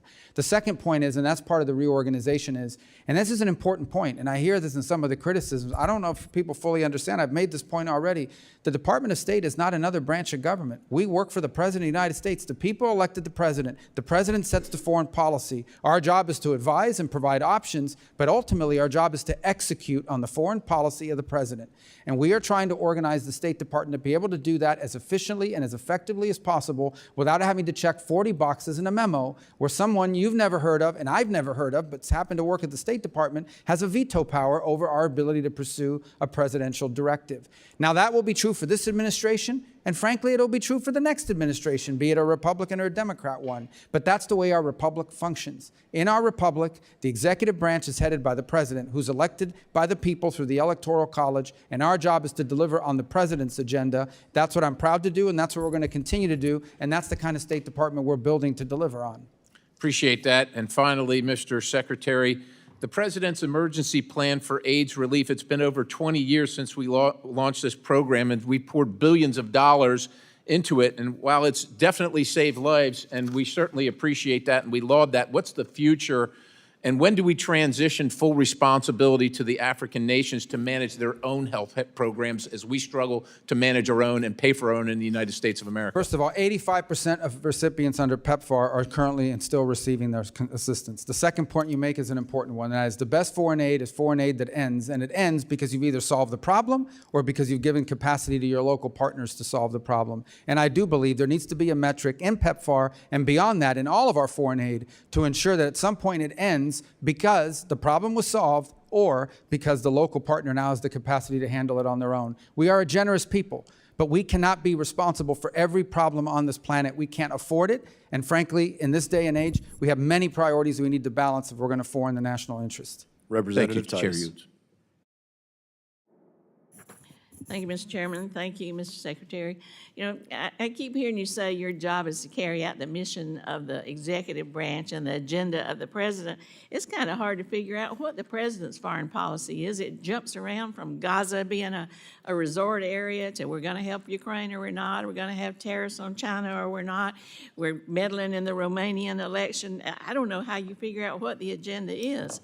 Also, you say you want to make the State Department stronger, but everything we've seen coming from y'all is that you're dead set on kind of killing it or at least undermining American interests. I think you proposed an 84% budget cut, plans for widespread diplomatic closures, laying off staff across the board. I don't see how any of those things really makes us stronger and delivers for the American people. Now, I believe that jeopardizes our national security, but I want to ask you something a little more arcane, a little more specific to my district that has to do with some economic investments, and that's about tourism. You know, we've been working very hard to improve the visa services over the last few years. Seems to me what you're doing is going to undercut that and move us backwards. We're already seeing this as a problem in Las Vegas where tourists are down by 8% just in a few short months. And this problem's going to become more acute as we look to host the Olympics and we host the World Cup. So could I just ask you, are you planning to cut the Consular Affairs Bureau that does the visas by 15% like we're hearing? No, consular affairs may actually even be expanded. And in fact, we are looking for ways to do double shifts in some of our embassies around the world because of the visa requirements. For example, if you haven't applied for a visa from Colombia already, you probably won't get here in time for the World Cup unless we go to double shifts. So we've even talked about reassigning Foreign Service officers, many of who are trained earlier in their career in consular services, to provide 24-hour presence in some of our embassies and consulates around the world just to handle the visa load for things like the World Cup, the FIFA World Cup, the FIFA Club Cup, and then the Olympics 2 years behind it. And in fact, Go How ahead. are you going to do that with an 84% budget cut? There's no 84%, but I think you're referring to USAID when it comes to the I State know that's Department. part of it, but just Yeah, generally. but when it comes to the State Department, our consular services are actually intend on ramping up efforts because of the reasons that I've just outlined below, because of the reasons I just outlined earlier. And we recognize that as a top priority. We want it to be a success. It's a priority for the president. And I think there are good numbers because it's the same division that handles it. We are setting records in the numbers of passports that are being processed. Same group of people, so it shows that our systems are improving. And finally, we're looking of ways to infusing technology and AI to even further and rapidly increase that process even further, particularly for people, we're people who have had visas in the past, so we're just restoring visas. We can move even much quicker on many of those. Well, I'm glad to hear you say that, but I want to look and see what you do, not just what you say, because when you talk about cutting budgets, talk about cutting personnel, talk about closing embassies and consulates, I don't know how you can increase the visa process or make it quicker. There's no proposal at this time to close embassies or consulates. That's been media reporting because people like to leak lies, but there's no such So work. that's not happening? None are proposed, and I think I would Know know. about it? Well, okay, well, let's check that out and see where that information is coming from. If I could switch just a little bit to Afghanistan, you've heard a little bit about that. I introduced legislation to authorize the CARE Act, the Coordination for Afghan Relocation Efforts. You voted for that, Mr. Secretary. Mr. Mast voted for that. We called for this to be created and have an appointment made. I wonder, can you tell us what's happening with that to help us serve these Afghan refugees? Or are you wearing that hat too, or is there somebody else that you're going to appoint to that position? Primarily the DHS responsibility for the intake of people into our country. I can certainly take that back and give you information on what progress they've made in that regard. But I will also tell you that one of the things we're tackling right now is we have to be able to properly vet anyone who comes into this country, given the mass migration events we've confronted over the last 3 years. I suspect these people are vetted as much or more than just about anybody else coming into the country as refugees. Well, some of them, they include dependents, and in many cases, a higher level of vetting is necessary because they're coming from countries where we don't have a lot of information. Not every country keeps, including Afghanistan, has perfect records. Some of them, we know them because they've worked with us in the past. Others, we just have limited information on them. So, but we are going to continue with this Afghan relocation efforts and this office, this CARE office. That's what you're committing to me? Well, we're going to comply with the statutory requirements, but we Okay, also well, have to that's be good. more careful about who we let into this country. Well, I didn't say that. I know we have to be careful, but I'm just saying we need to continue with that effort. You voted for it. Mr. Mast voted for it, but I don't see any progress on it. I hear just the opposite. So I appreciate that commitment. Thank you, and I yield back. Chair now recognizes Representative Jackson. Thank you, Mr. Chairman, and thank you, Chairman Mast, for holding this crucial hearing and allowing Secretary Rubio to highlight the overwhelming successes accomplished so far in the Trump administration. Secretary Rubio, thank you for being here today and for the incredible work that you and the department are doing. We're really proud of it. Thank you. I want to echo your opening statement. America is back. From bringing home hostages held in Gaza, initiating a peace agreement between the DRC and Rwanda, countering China's influence around the world, and much, much more, we are back. Thanks to the great work of President Trump and your great leadership, the United States is restoring its place on the world stage. No longer will the United States refuse to engage in foreign policy and diplomacy, but rather we will lead with peace through strength. I've traveled a lot recently via my various committees, including this one, throughout the continent of Africa. And one thing I've seen is that we've really neglected Africa. We have spent a lot of money and wasted a lot of money there, in my mind, with no strategic thought whatsoever into how we're spending this money. I have a question for you regarding South Africa. South Africa has withdrawn from America and our allies in recent years while increasing diplomatic relationships with our foreign adversaries, deepening cooperation with China, attacking our greatest ally, Israel, at the International Court of Justice, downgrading Taiwan's diplomatic presence, and condoning violence and race-based persecution against minorities. I fully support President Trump's executive order to bolster the administration's efforts in combating the egregious actions taken by South Africa. To support the administration's efforts, I recently introduced the U.S.-South Africa Bilateral Relations Review Act, which would conduct a full review of our relationship with the Republic of South Africa and allow for the use of targeted sanctions against corrupt officials in the African National Congress. Secretary Rubio, have you seen South Africa align with our adversaries like China, Iran, and Russia, and do you believe a full review of our bilateral relationship would be beneficial in the U.S.'s posture and strategy toward this country? Yes, on your first two questions, and an interesting topic, and maybe even as we speak, the president is actually meeting with the president of South Africa who requested that meeting, and it will be happening today. Obviously, I'm here with you today, otherwise I would be at that. So I imagine these topics will be raised there as well. Thank you, sir. I appreciate that. And with that, I'm going to yield the remainder of my time to my colleague, Mr. McKenzie. Thank you. Mr. Secretary, in your opening remarks, you mentioned Syria and how sanctions relief was a necessary step to help Syria's interim authorities stave off imminent collapse of the country. Can you expand on how sanctions relief is being used to advance U.S. policy objectives, and also discuss potentially what conditions have been placed on Syria's interim authorities for that sanctions relief, including but not limited to things like protection of religious minority groups and counterterrorism cooperation? Yes. Well, first of all, let me say that Syria is, in many cases, when it comes to stability, the most important country in that region. And the region will tell you this. If Syria is unstable, the region becomes unstable. So we have an opportunity now, hopefully, to see a government, would hope the formation of a government, then the only kind of government that can work in Syria is one that respects and includes all the different groups, which, by the way, that's one of the advantages of Syria. There is such a thing as a Syrian national identity, and you can build on it. It is identity that until recently included close cooperation with Alawis and Druze and Christians and Sunni and Kurds. It's been a society that's existed this way until Assad divided them against each other for his own purposes. A civil war broke out, ISIS erupted, foreign fighters poured in, and all kinds of instability ensued. So what we have now is a transitional authority led by some people that frankly have troubling previous histories. That said, they have said they have no interest in war with Israel. They have no interest in becoming a playground to export revolution. What they want is to build a country. That is what they are claiming, and that's what we're willing to help them do if that's what they're serious about doing. So what sanctions relief, as has been proposed by the president, allows immediately is for partner nations in the region to be able to provide them the aid they need to do things like provide a government, provide municipal services, improve their telecommunication systems, all the sorts of things you need to build a nation state, and show the people of Syria there's a path forward towards progress. Our belief is failure to do that will quickly devolve into civil war. ISIS will grow in strength and power.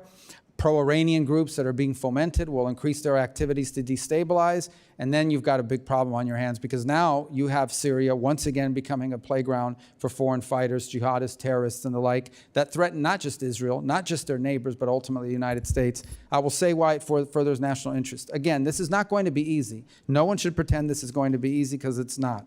But if Syria could somehow be stabilized now and for the foreseeable future, what it would mean for Lebanon, what it would mean for Jordan, what it would mean for Israel, and what it would mean for the broader stability of the region is extraordinary. It is a historic opportunity we hope comes to fruition. We're going to do everything we can to make it succeed. We hope that it does.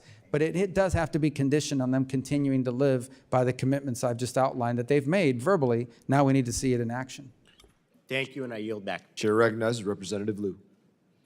Thank you, Mr. Chair. Secretary Rubio, thank you for being here today. As a member of the legislative branch, I don't have a special exemption to violate the law. You would agree with me, wouldn't you, that in America, no one is above the law? Of course. Okay. And in our system of government, it's Congress that makes the laws, the executive branch that executes the laws, and the judicial branch, when there's a dispute, that says what the law is. Is that right? Within the context of separation of powers, yes. Okay. And the reason that due process is so fundamental to America is before we put the entire weight of the federal government and snatch someone off the street, we might want to ask, hey, do you have something to say about that? Might we have the wrong person? And in the case of Mr. Garcia, the Trump administration admitted in court that they mistakenly deported him to El Salvador. The Supreme Court in a 9-0 decision said the Trump administration has to facilitate getting him back. Do you believe the administration has to follow that Supreme Court order? Well, I don't believe he was wrongfully deported. He's an Salvadorian citizen. That's not my question. Do you believe the Trump administration has to follow the Supreme Court 9-0 unanimous decision? Within the context of separation of powers. Okay. No court can tell me how to conduct foreign policy. They can't tell me what I have to say to a president of another country, nor do I need to tell them what I told the president of another country, because I can't conduct I'm just foreign asking policy. you, do you believe the Trump administration has to follow the unanimous Supreme Court I believe we decision? are following it. Okay, so my next question is, what steps have you or the State Department taken to facilitate the return of Mr. Garcia, who was mistakenly deported to El Salvador? The conduct of our foreign policy is an executive function, and how I conduct I'm it, just I don't need asking to share you. with you. Well, and let I me don't ask you need to this: share with the court. Have you or the State Department taken any steps to facilitate? We've taken the steps, return? but I'm not going to tell you what they are, and I don't have to, because we conduct the foreign policy of the United States, and I can't conduct diplomacy with a And foreign so- leader if I come to committees and tell you what they said to me, Right. what I said to them, you- and more certainly a No. court can't So tell me to say you that have either. taken steps to facilitate Mr. Garcia's return. We've made those. We've made that assertion, and we've made those assertions in court, and All right, we've thank complied. you. I appreciate that. I'd like to ask you now about Ukraine. On August 24th, 2022, you tweeted the following. In the past 6 months since Putin's criminal invasion of Ukraine, Ukrainians have shown incredible bravery and strength as they fight to defend their homeland. On Ukraine's Independence Day, the free world applauds their courage and celebrates Ukraine's sovereignty. And then also in 2022, you said the people of Ukraine are tough people who will never accept being ruled by Putin. I want to ask you, I assume you continue to believe what you said in 2022, right? That we should celebrate Ukraine's sovereignty and that the people of Ukraine will never accept being ruled by Putin, right? Yeah, that's why we're trying to end the war. All right. On April 30th, 2018, you tweeted, "Glad to see State Department confirm delivery of Javelin anti-tank missiles to Ukraine. The U.S. should continue empowering Ukraine and other allies to defend against the threat of Russian aggression." You would agree with your prior statement that the U.S. should continue to support Ukraine against Russian aggression, right? We've supported them more than anyone in the world. All right. Unfortunately, it appears Secretary of Defense Pete Hegseth went rogue and decided unilaterally to stop support for Ukraine earlier this year. Various news organizations reported that Secretary Hegseth paused military support to Ukraine without President Trump's knowledge. I'm going to read you from one article dated May 6, quote, "Pete Hegseth canceled military aid flights to Ukraine just a week into Trump's second term without the president even knowing," according to Reuters. The order initially sparked mass confusion within the administration as national security officials in the White House, the Pentagon, and the State Department couldn't figure out who ordered the halt in flights. This is yet another example of the chaos and lack of cohesion that Hegseth has brought to the Pentagon from day one. Did Secretary Hegseth tell you before he ordered the halt in flights to Ukraine of military weapons? I can't comment on that because I don't remember that. I don't remember ever hearing that, to what you're claiming now. So your understanding is he never told you he was going to halt these flights? I just know we're providing them assistance now, but the war ultimately has to end.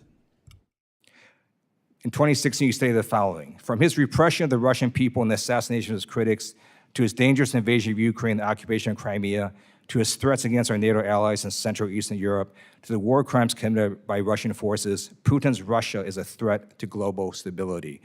You would agree with your prior statement, right, that Putin's Russia is a threat to global stability? I would agree that in my role as Secretary of State, my job is to bring Russia to the table to end a war, and that's what we're trying to do right now. We're trying to end a war so that more people don't die. Thank you. And trying to end the war, I simply note that Putin on Palm Sunday launched a barrage of missiles, killed a bunch of civilians. Right before his conversation with Trump recently, he launched a bunch of missiles, killed a bunch of civilians. So clearly, Putin is giving the middle finger to you and to the president. I urge you to defeat Putin on the battlefield. That's the only way to get him to the negotiating table. I yield back. Chair now recognizes Representative Kim. Thank you, Chairman. Secretary Rubio, thank you so much for coming to our committee. Before I ask my questions, I would like to extend my condolences and prayer to Representative Connolly's family and his loved ones. The president has said repeatedly that economic policy is foreign policy, and he's matching that statement with his actions. From $100 billion in the investment in the United States from TSMC and reshoring of more than $55 billion in private sector investment commitments to the recent historic trade deal with the UK and successful tariff negotiations with more than 50 countries. I agree that economic policy is foreign policy, and I strongly believe that the State Department should be equipped with a robust economic toolkit to secure greater market access for American businesses and protect them from predatory foreign competition. But unfortunately, the department's economic statecraft policies, of which my subcommittee on East Asia and the Pacific have recently had a hearing on this issue, that in recent years, it has not been been effective in meeting those goals and ensuring U.S. leadership on the international stage.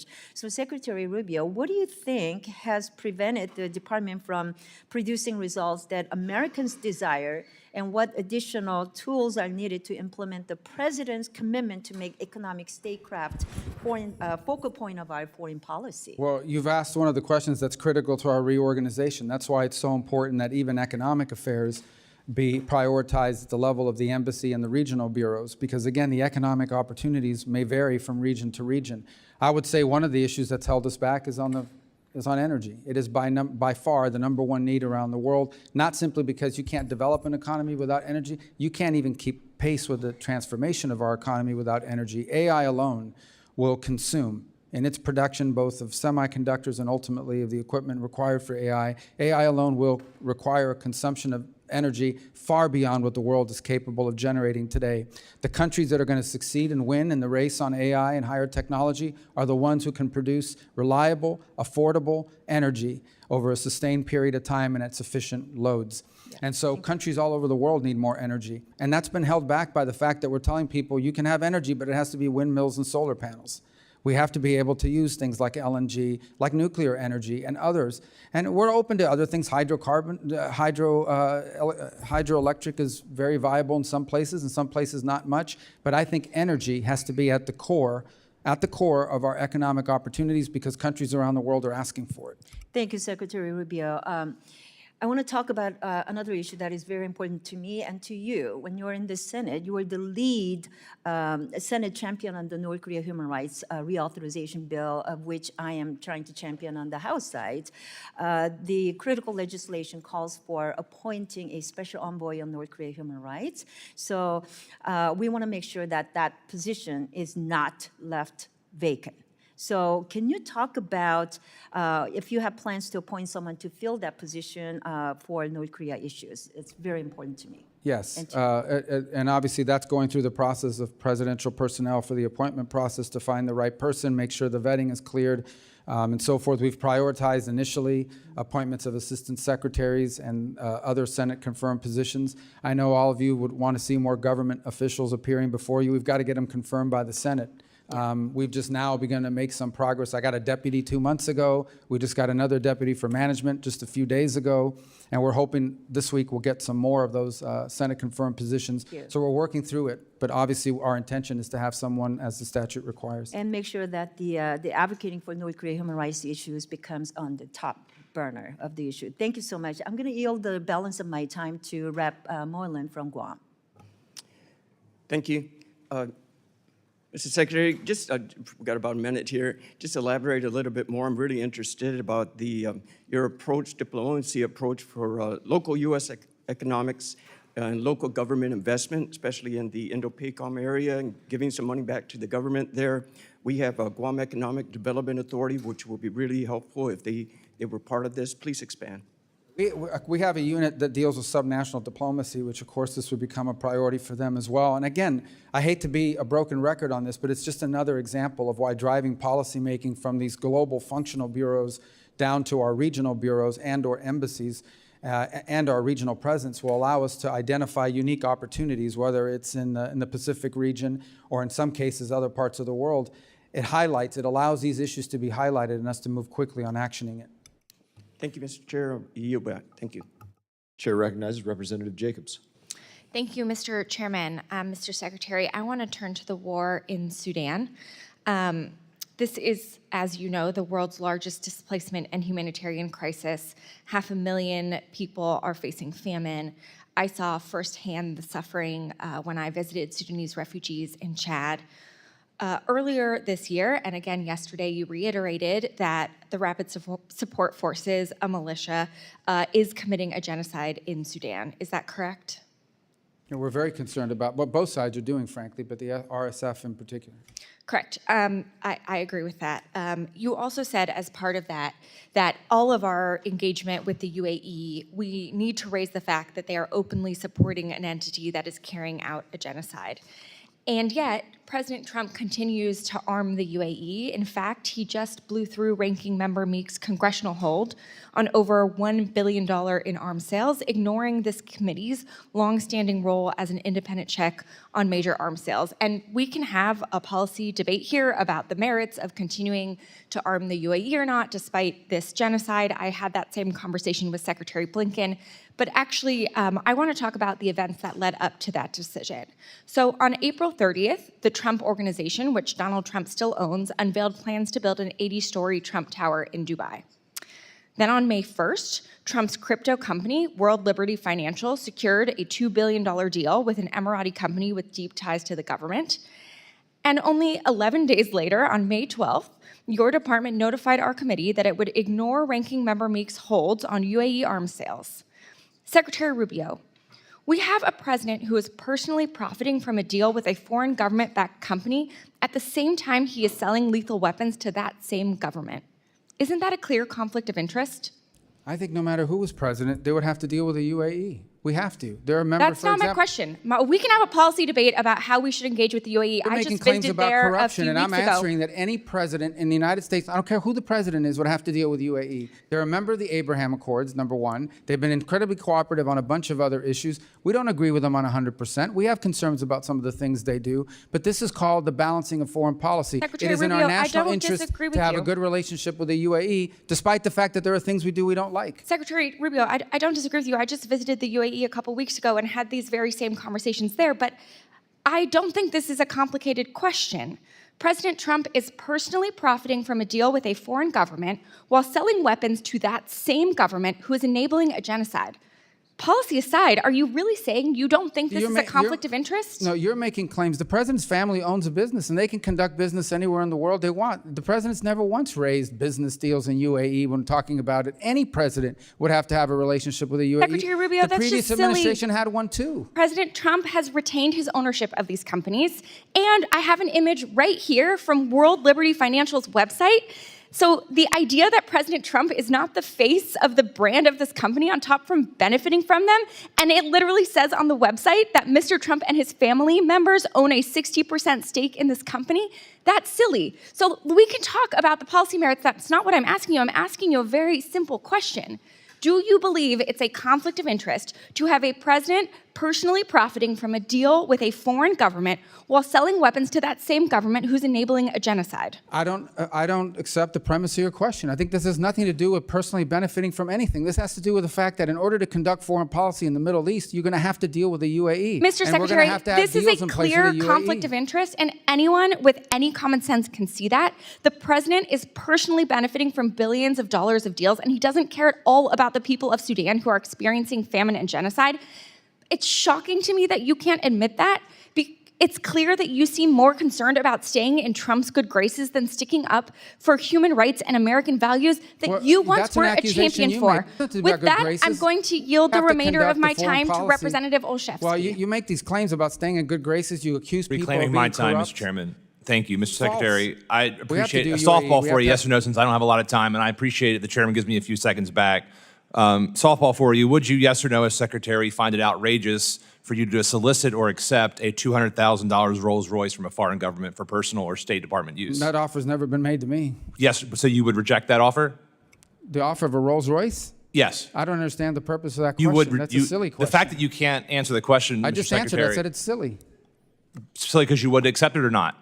Of course not. Who would accept it? But no Well, one's then giving. I think you should Well, what are maybe you perhaps, equating that to? Mr. Secretary, reclaim my time. I think you are an honorable man by most accounts, but the man that you work for doesn't. And the fact that he is soliciting and accepting a $400 million plane is problematic. And you should know about it. It came up in a Senate hearing. You should read about it, add it to your reading, because it is problematic for foreign policy. It adds to the corruption that my colleague just said. And I hope you speak out against it. Thank you. Chair now recognizes Representative Huizenga. Thank you, Mr. Chairman and Secretary Rubio. Good to see you again. I'm going to try to quickly move through a couple of issues. My district consists of Southwest Michigan, including Battle Creek, where we have a large Burmese diaspora, and they have a lot of friends and family who are still back in Burma, Myanmar, that are dealing with the brutal military junta. And they are literally waging a war of terror and genocide on those folks. I have introduced a bipartisan bill, H.R. 3190, the Brave Burma Act, to target the military junta's revenues, specifically implementing full blocking sanctions on Myanmar oil and gas enterprises, Myanmar Economic Bank, the MEB, and entities operating within the jet fuel sector, which is where they get most of their revenue. And this is the same question I asked Secretary Bessent. Are you willing to work with us in my office to implement this particular? Well, absolutely. I mean, if you pass legislation, it's our job to implement it. Right, I appreciate that. I want to move on. I had in my subcommittee, I'm the South Central Asia subcommittee, but I'm also dealing with the R family of State Department as we're doing this reauthorization. And a couple of weeks ago, we had a hearing where we had the Truth Czarina, Ms. Jankowicz, participated in. And we know that the CCP has been pouring billions of dollars into propaganda and censorship around the world, and I'm actually introducing a bill, Restoring American Freedom Act, that would codify the Trump EO on censorship. But I want to know, what is your strategy to push back on China, defend literally speech and the truth?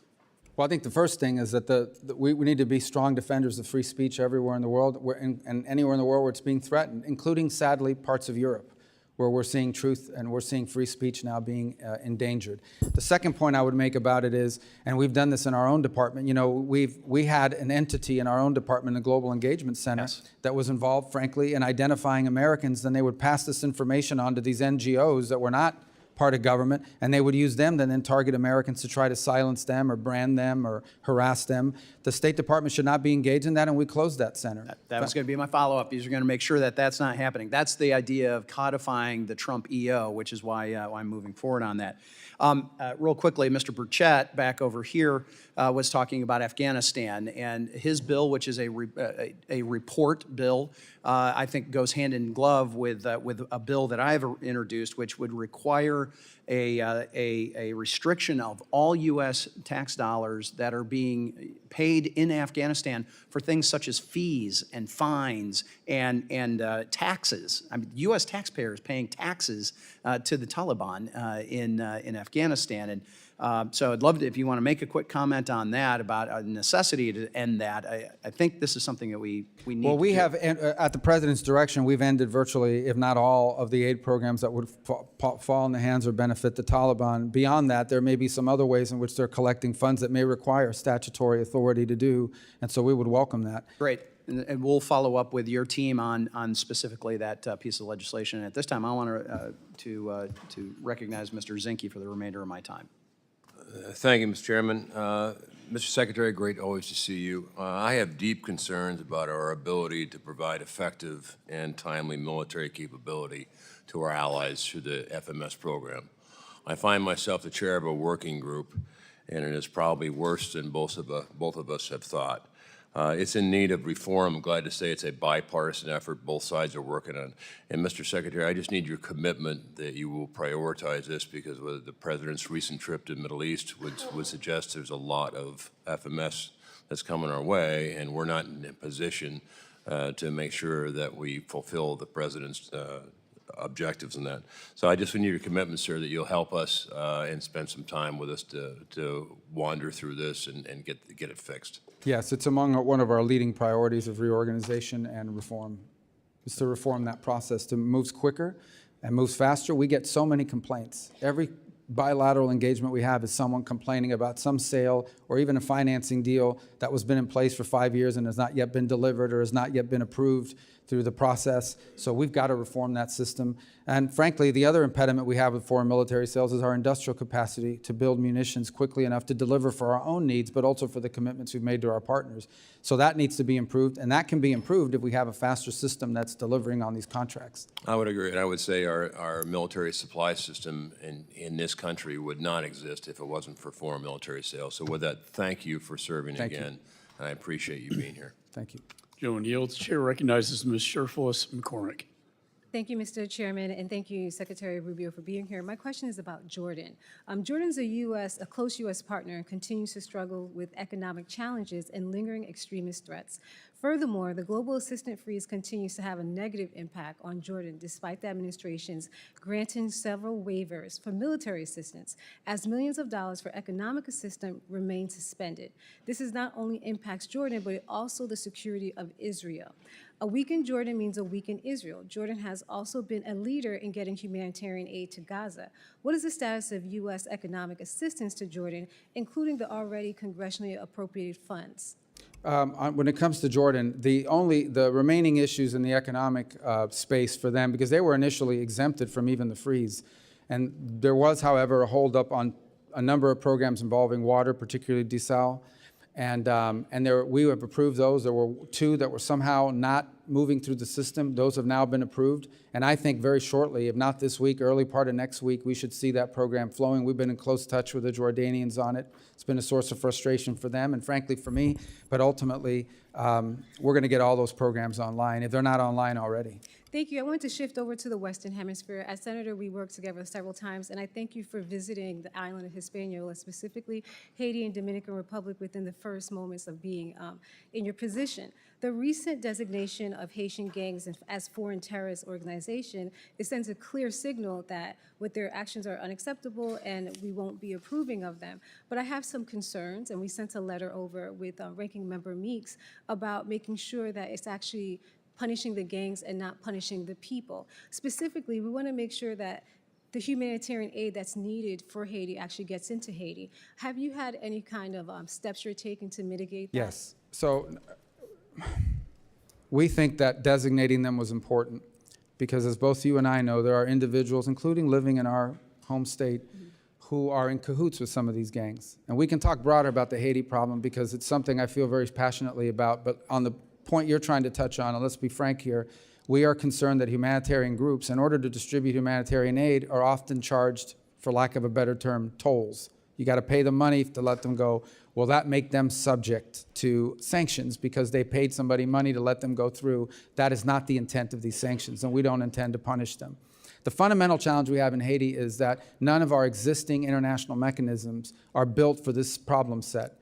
Our international mechanisms are largely built to keep warring factions, ideological factions, tribal factions, political movements from each other. This is a country that's being threatened by 35 to 40,000 members of a coalition of criminal enterprises. It's basically controlled by organized crime. It's a very different mission set. So we're undertaking right now a substantial review across the interagency of what options exist to tackle a country that's being taken over by a mafia, for lack of a better term. They don't care about governing the country, they just want to control territory. So if there's no government, there's no one to, it's like allowing the mafia to take over the 5 boroughs of New York. That's what they're thinking. So I also want to make one more point. Why do we have an OAS if the OAS can't put together a mission to handle the most critical region in our hemisphere? And we're going to challenge the OAS to let's build a mission with regional partners to confront this. We're grateful to the Kenyans, but this is a regional problem and it should have a regional solution.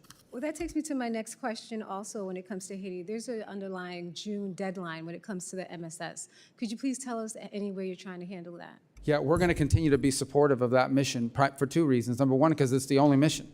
And number 2, because of the Kenyans, and they've been very brave in their willingness to do it. And number 3, because who's going to join a future mission if the previous mission was abandoned? But we don't believe the MSS mission is going to solve this problem. It could be part of the answer, but it won't alone be the answer. I have a lot of questions, so I'm going to run through it. The next one I want to ask you is also the biggest issue we saw with the mission is their inability to actually fight the actual gangs. Is there going to be any amendment or changes to give them the ability to fight, or is there another option you're pursuing? Well, I think there's 2 limitations. One is the mandate that's been provided to them to be defensive in posture. Unless you go out after these gangs, I mean, just to be frank, these 30, 40,000 gang members have to be eliminated, put in jail, eliminated. You got to get rid of them. As long as they're around, you won't be able to have stability in the country. The other is capacity. They've had complaints about some of the equipment they've been provided. So it's a combination of not having a force posture, not having the legal authority, and not having the appropriate equipment, they claim, to be able to conduct some of these missions. And my last, since I have 1 minute, I wanted to turn towards Africa. I'm happy you talked about energy security. Specifically, when it comes to energy security, we have to make a forward movement when it comes to Africa because they have so many minerals. But I'm afraid some of these, our diplomatic footprint has been reduced. And I'm happy to hear that the U.S. State Department is going to have a 6-point plan to bolster trade, but I still have concerns. So I wanted to ask you a few questions to see if you'd be able or willing to support this. Increasing funding to support commercial diplomacy, would you support that? We want to increase commercial diplomacy. I don't know if we need more funding to do it, but we certainly want to make it a higher priority. And also increasing funding for financial institutions to support projects and de-risk those economies. There are many different companies who would like to invest and help us build that footprint by having more economic relationships with Africa so we can have more of a partnership in trade. Would you support increasing funds to those financial institutions? Well, I actually think those would lend themselves to both the Development Finance Corporation and potentially Millennium Challenge grant opportunities outside of the traditional aid. I think Africa's looking for development. They're not looking for charity. And by the way, we have not reduced any diplomatic footprint other than in the DRC. We had to remove some people because of riots outside of our embassy. Well, so my understanding is that you guys... Gentlelady's time has expired. Thank you so much for your time. I yield Chair back. now recognizes Representative Baird. Thank you, Mr. Chairman, and Mr. Secretary. It's good to see you and appreciate all that you're doing. Thank you, sir. But my question is going to focus on China. You know, they've spent over 2 decades expanding their economic and political influence across Africa, and so becoming the continent's top trading partner and a dominant force in sectors that I think are critical to the United States' interests, particularly in agriculture and critical minerals. So I guess I'm just to ask you, Levin, you covered part of that in your last answer, but I really want to know what part agriculture can play in advancing the U.S. political influence, economic partnerships, and national security in the face of China's growing presence. Well, I think the one point that I would make is, are there opportunities for us to improve the agricultural capacity of many of our partner nations, including in Africa? There's certainly things you can export, and in some markets that would make sense. But we are looking for opportunities to leverage both technologies and advances to allow more productivity in the agricultural sector. And that's what these countries want, particularly in Africa. Well, they will tell you repeatedly over and over again is they're not interested in aid, they're interested in development. They want our assistance to develop and to develop capabilities. And we do think that there are advances in agriculture, and it's one of the things we've worked and increasingly working with the Department of Agriculture on is how can we get some of our best practices, some of our scientific innovations that have been advanced by our agricultural sector in the United States, and provide them perhaps in partnership with some of these nation states so that they can improve their own native homegrown agricultural capabilities. We think that would be a huge advantage to many of these countries, and many of them expressed interest in being a part of that sort of consortium. I couldn't agree with you more. I think they have the resources that I'm talking about, the land and some of the other resources that are necessary for agriculture, but they just don't have the understanding of the technology that's used in agriculture today. So very good. So how can the restructured Department of State reassert American leadership in Africa, particularly through strategic investment? You were talking about investment early with the investment fund. So Yeah. So what we would look to for our missions on the ground at the embassy level and ultimately through the regional bureau is for help us to identify, because in every particular country, the opportunity is going to look different. And so as an example, we're still engaged in the DRC Rwanda negotiations, and our hope to we've gotten them to the table to sign a memorandum, but we hope they ultimately will cut a peace deal. But part of that is the ability to have American companies go in and in an ecologically responsible way, allow the country to benefit from its mineral rights. And from its mineral wealth. And so we want to be able to do that. So embassies would identify this opportunity. They would identify this as a priority. We would empower them to pursue it and to connect them with American companies that can help in that sector. So I think that's what the restructuring is really helpful for, is it'll allow at the individual country level for our embassies and its leadership to identify the unique opportunities that exist in one country versus another country. I think in the past, this has sort of been handled as a global thing as opposed to trying to specify it down to the regional and local level. We think we're going to get better results that way because every country is unique and every sector opportunity in every country is unique.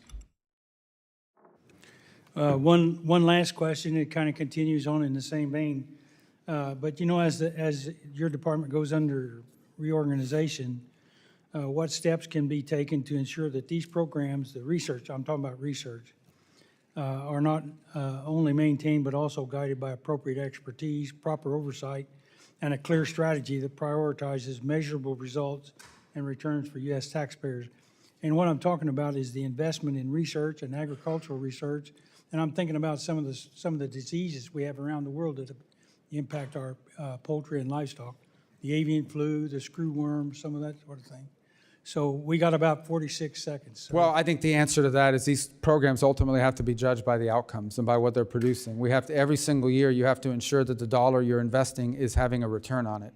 And if a program goes a couple years, it may have a beautiful title, it may sound really noble, but it's not producing a result or an outcome for you, not just in the agricultural space, but in any space. We have to walk away from the program, no matter what it's titled. We have a lot of programs that have great titles, but have not resulted in any measurable positive outcome for 20 years. Thank you very much. I couldn't agree with you more. Chair now recognizes Representative Moskowitz. Thank you, Mr. Chairman. First, let me extend my condolences to the Connolly family. Jerry's wit will be missed in this Congress. And so in the spirit of Jerry, let me say, Mr. Secretary, that I am deeply disappointed and find your performance as the National Archivist extremely underwhelming. And just for the record, we don't get to confirm here in Congress, but if we did, I would have voted against your confirmation as the National Archivist. That vote never happened, so. I know. I want to talk about Iran for a second, okay? I'm deeply concerned about the language that I'm seeing from the isolationist wing of the party. And I've been kind of shocked that the administration seems to be tougher on Canada, Greenland, than they are on Iran. The Ayatollah insults our president. If the language coming from the Ayatollah was coming from Canada or Greenland or the EU, the president wouldn't stand for it. Yet he allows it from the Ayatollah. Is it your recommendation, I understand that you can't guarantee what Trump would or would not do, but it is your recommendation to the president that he sign no deal that allows Iran to keep enrichment? Well, here's the answer to that question is the president has made clear that Iran will never have a nuclear weapon. He's also been clear, and I think you've seen this in statements over the weekend, for example, that Ambassador Witkoff did on television and the like, that if you have an enrichment capability at any level, you are but steps away from nuclear weapons. So I think that's why the no enrichment piece is so important. Right, of course, and that was the issues that many people had with the JCPOA, is they felt that it kept the enrichment capability along with ballistic missile capability, which Iran now has, okay, a delivery system.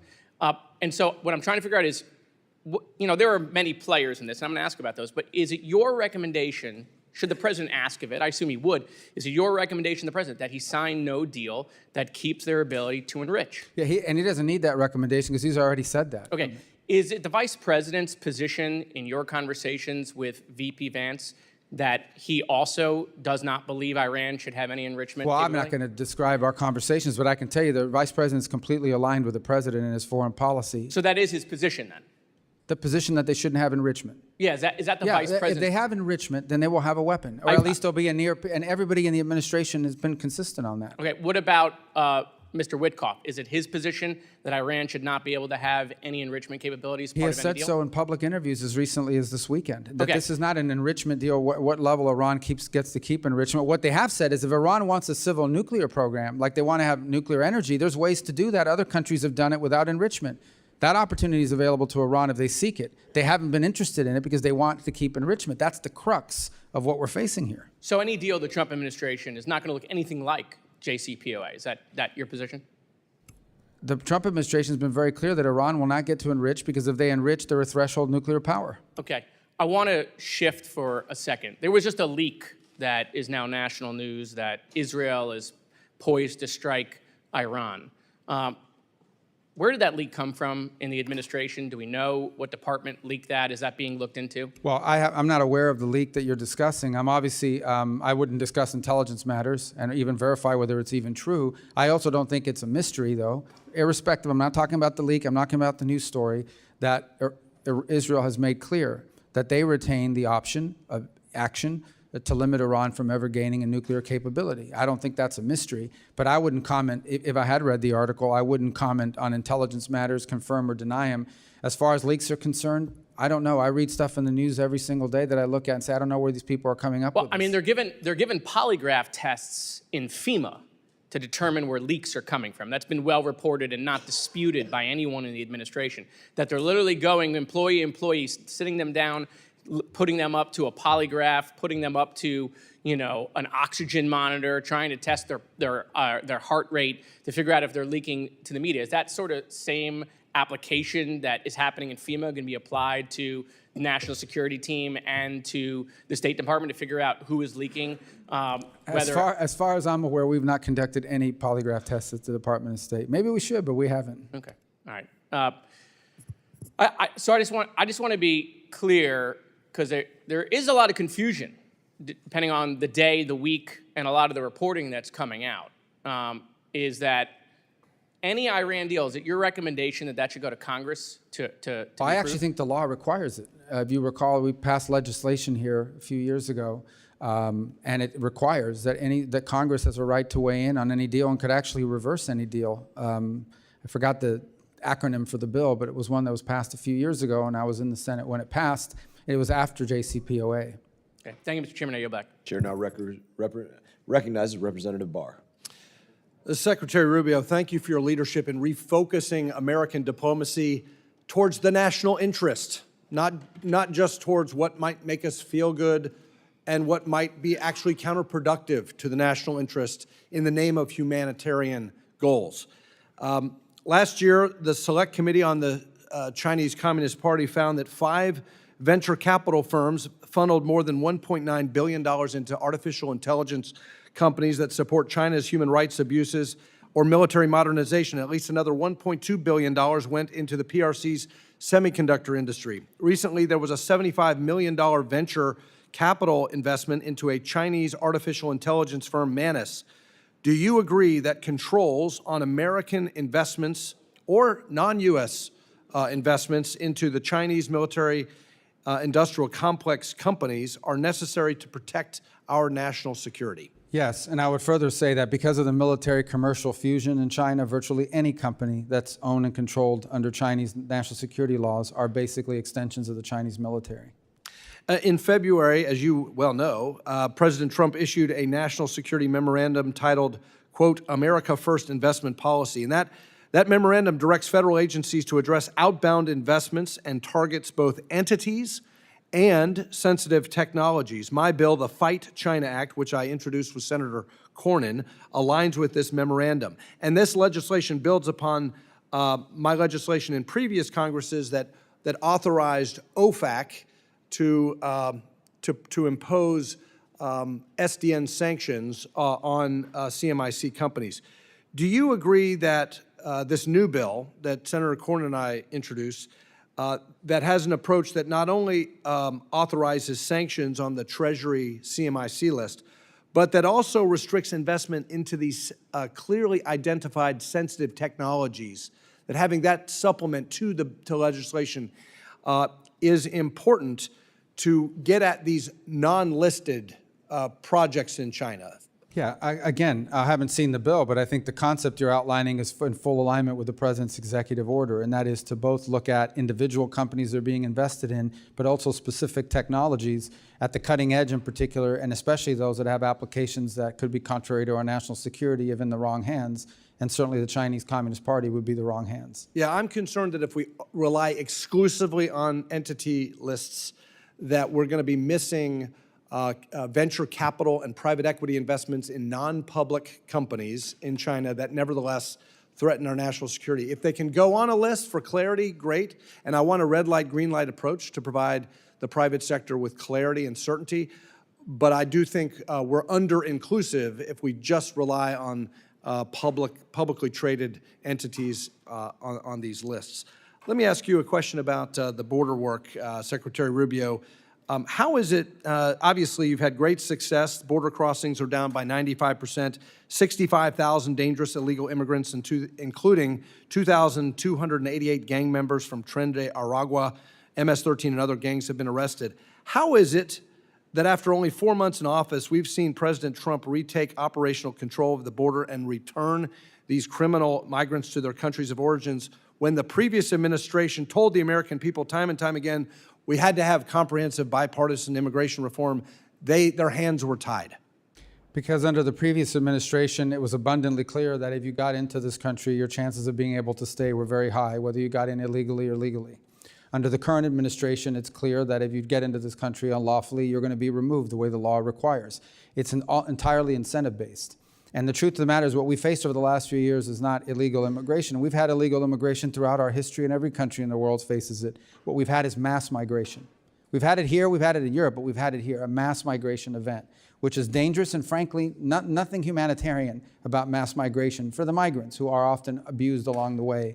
And so the message has gotten out that we're no longer going to allow you to stay if you enter illegally through some legal maneuver. Once you arrive here, you say magic words, you immediately kick off the asylum process, and you're going to get to stay for an indeterminate period of time. And once it became clear that that was no longer the case, the incentive to come was dramatically reduced, and as a result, you've seen the border crossing numbers, which have given us the most secure border in our lifetime. Well, it's pretty clear that it wasn't legislation we needed. We needed a new commander-in-chief and a new Secretary of State, and we appreciate and applaud the great work that you all have done. My time has expired, so I will yield back. Chair recognizes Representative Jackson. Thank you so much, and we acknowledge that we miss our dear colleague, Connolly. Thank him for his years of service. Mr. Speaker, it was 39 years ago. Here in Washington, D.C., I was arrested while protesting against the apartheid government in South Africa's white minority that had a non-minority white, for the greater part of the latter half of the 20th century, held captive, if you will, in bondage, which sanctioned racial segregation and political and economic discrimination against its black citizens. I believe your policies on South Africa at this point in your career are wrong, precisely because either you do not understand the history of the country or you have grown indifferent, and I beg that you go to your higher nature. That being said, I want to ask you about President Trump ending U.S. government support for diversity, equity, inclusion, and accessibility that promotes fairness in hiring and helps make our national security workforce the strongest it can be. In the name of advancing an anti-woke agenda, he has given himself permission to break the law, attacking congressionally mandated efforts that have enjoyed bipartisan consensus for decades. I believe not only in diversity is our strength as a country, but in fact, our workforce does not reflect our population, then it merits an inquiry into what are the impediments that are leading to that outcome. Would you agree with that latter statement, that diversity is our strength? I think unity is our strength. Okay, that well, we're a diverse furthermore, nation is important. while but those unity words is our you would strength. think that they were mine, they actually are recorded from you in your Senate hearing in July of 2022. Further, do you believe that following the law is important, yes or no? We follow the law every day. Okay. Well, you wear so many hats, it must be difficult to keep track of all the laws that you have supported, but yes, you did vote in favor of the bill, and I want to read a section of the bill that you did support. It's section 5403 of the 2022 NDAA requires that the State Department to strengthen recruitment of people belonging to underrepresented groups. I know Mr. Trump has asked you all not to say that as cabinet officials, and I hope you have the guts to tell the president on some matters he is simply wrong. Mandating outreach to universities, employees' affinity groups, and expanding paid student internships are among the actions. So I would like to know, do you stand by strengthening diversity within the ranks of the State Department? I stand by hiring the best people to do the job, irrespective of their background, the race, color, So you're going creed. against the That's very the law American that way. you had once supported, which I find highly contradictory and hypocritical. I hope that you would have the courage of your convictions, be the Marco Rubio, the senator that we knew, and not the Secretary of State that is now capitulating to that of a tyrant and that of Donald Trump. At this point, I would like to yield my balance of my time to that of the Honorable Sarah McBride, and I thank you so much for your time. The president was elected, as far as I recall. I've yielded my time, sir. Thank you, Representative Jackson. Thank you, Mr. Secretary, for joining us. We've talked a bit about the administration's proposed almost 84% cut in the international affairs budget, not just the USAID budget, but the international affairs budget, which includes the State Department. But I want to hone in on one line in particular, which is a 71% cut in the account that includes international disaster assistance. Now, we got a glimpse into what this reality would look like if this budget was implemented back in March, when the administration, when the U.S.'s response to a devastating earthquake in Burma was dwarfed by China's response. I think China's response was about 15 times greater than our response. Now, after that, we sent a letter to you that unfortunately we did not get a response to, asking several questions about the administration's decisions to essentially turn our back on the people of Burma. Now, as you said, foreign assistance, including international disaster assistance, is not a charity. It's a strategic investment. And when we were not there in Burma, it allowed China to fill the void. So I guess my question is, did you advise the president then, or are you advising the president to make decisions that pull the United States back from the world stage and allow China to play the good cop, eat our lunch on the international aid stage, and increase China's soft power? China spends, even now, a fraction of what we spend on foreign aid. It's not even close. It's a laughable difference. As far as Burma, the reason why we did respond to Burma, the problem is that the junta there hates us, and they're pro-China, and they were still bombing their own people right after the event happened. As you, as a senator... Time has expired. I yield back, Chairman. Representative Davidson is recognized. Thank you, Chairman. Mr. Secretary, thank you for being President Trump's Secretary of State. People back home love you, think you're doing an awesome job, and they would want me to relay that to you, and I certainly feel it as well, so thank you.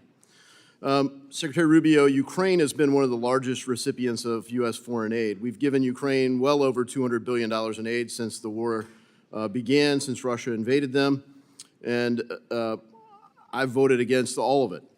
Despite Zelensky's claims that, quote, when it's said that Ukraine received $200 billion in support to the Army during the war, that's not true. We received about $76 billion. It's significant aid, but it's not $200 billion. You know, Mr. Secretary, I actually am concerned that President Zelensky is right. You know, as I chair the Committee on National Security and Illicit Finance, I'm highly concerned that there's a lot of illicit finance there. Frankly, Republicans tried hard in the Senate and in the House to get a special inspector general there, but when you see things like that, there's a lot of concern. We know the previous administration wasn't following the money. Will you commit that you're following the money, and can you give us an update?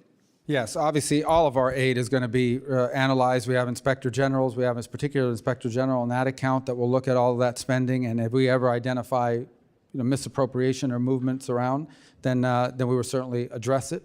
But I think the broader point, and is the one you make, is that we've provided extraordinary amounts of assistance to Ukraine, but this war now has to come to an end. There is no military solution to this war. It only ends in a negotiated settlement, and the sooner it ends, the less people are going to die, the less money is going to be spent, and the less destruction there's going to be. And that's the president's #1 priority, end the war once and for all. For 3 years, no one did anything to end it, and he is doing more than anyone ever has, and he's the only one in the world that can. Now, obviously, it'll take two sides to agree to it, but the president has expended and we should be very proud that we have a president that's pursuing peace and not new wars. I introduced the Define the Mission Act when they first went to war, because normally that's what you do first. Tell me what you're trying to accomplish, and then I can tell you whether I agree with the kind of resources you're asking for. We never could pass that. We never got a clear answer from the previous administration. So thank you for leading this effort on behalf of the president to define the mission, that we will help secure a peace.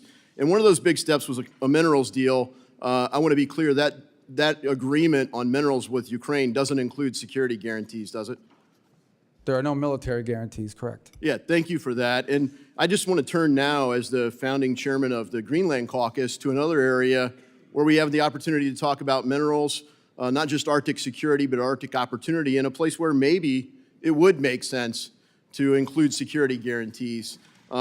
Could you give us an update on the administration's thinking about Greenland and the importance of that relationship? Well, the administration's view is twofold. Number one, we respect the sovereignty and self-determination of the people of Greenland and whatever they decide they want to do and what direction they're going to go. And number two, that Greenland is critical to global security because of its location, its geopolitical importance. That is not new. That has been known and that has been viewed for a very long time. It's why we've had a military presence there since before World War II, but certainly since then and during the Cold War. It is located in a part of the world, in the Arctic region, that we believe is going to become increasingly important in terms of global security. And we don't want to see Greenland fall under the influence of China or Russia or any other potential adversary. We want to ensure that it remains safe and it's strategically important, and that's his primary view. He views it as critically important to global security. Yeah, it's well said, Mr. Secretary. Thank you for that. And our caucus would love to work with you and the State Department and whomever you designate to work with on Greenland issues in particular. We've been in touch with people there, people in Denmark, and really look forward to helping, from the legislative perspective, support the administration's objectives there. You highlight China, and they are working with Canada and the European Union to really counter what the U.S. and the administration are trying to do. And I'm really concerned about that relationship with China. I think one of the cornerstones of American strength is the power of the U.S. dollar as the world's reserve currency. As we talk about stable coins and the future of money, China is trying to counter that. Could you talk about the future of money and the role of China? Well, obviously, China is trying to create an alternative world order that they dominate. And we obviously are not in favor of that and will not allow that to happen. And one of the best things that we can do is get our own fiscal house in order. Yeah, well said. You know, I think the future of money is one of the most important debates that we're having. China has implemented an Orwellian central bank digital currency. They're trying to impose that in the United States. And unfortunately, they have allies. People in our own government that want to build a central bank digital currency, link it to digital ID. I will submit that we are not going to counter China by being more like China. And I think the administration for leading with that, saying we're not going to embrace the central bank digital currency here and working to bolster the strength of the dollar as the world's reserve currency. Thank you. My time has expired, and I yield back. Recognize Representative Stanton. Thank you very much, Mr. Chairman. Before I make some remarks, I just want to say, as was said earlier, Jerry Connolly, who we lost today, a great member of this body, a passionate advocate for the people of Virginia, particularly public servants working in the federal workforce. He was a mentor to so many of us who came into Congress after he started, and just one of the greats, and he will be missed dearly. Mr. Secretary, thank you very much for being here today. In 2016, you warned, quote, "The world without American engagement is a world none of us wants to live with," unquote. I couldn't agree more, and I bring it up today because the threat from China has grown, not just due to global shifts outside of control, but because of political choices by this administration, short-term moves with no thought for long-term consequences. The Chinese Communist Party has spent years claiming America is too divided to lead and too unstable to trust. When you became secretary, many of us hoped you would help lead the fight to combat this propaganda, because that's exactly what you did so well serving in the United States Senate. For example, Mr. Chairman, without objection, I'd like to submit for the record the August 2023 op-ed written by then Senator Rubio on this very subject. Without objection? Yeah. Secretary Rubio, in this op-ed, you wrote that strong, credible deterrence against Beijing is the best way to keep, quote, far-flung controversy from impacting our way of life. You added, quote, "If there's even a hint that the United States will not honor its security commitments, it will encourage Beijing to engage in more hostility to test our resolve." I thought your framing was especially smart here because you weren't just warning about policy. You were making the case for credibility, and I couldn't agree more with then Senator Rubio. But here you are today as Secretary Rubio presenting a very different record.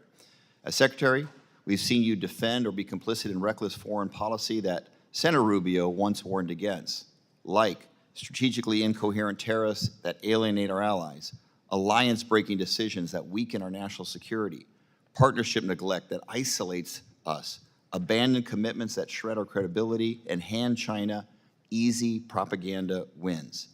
None of this is deterring China, Mr. Secretary. In fact, my concern is that unless we course correct and fast, this administration is handing Beijing a string of I told you so moments that only strengthen their position.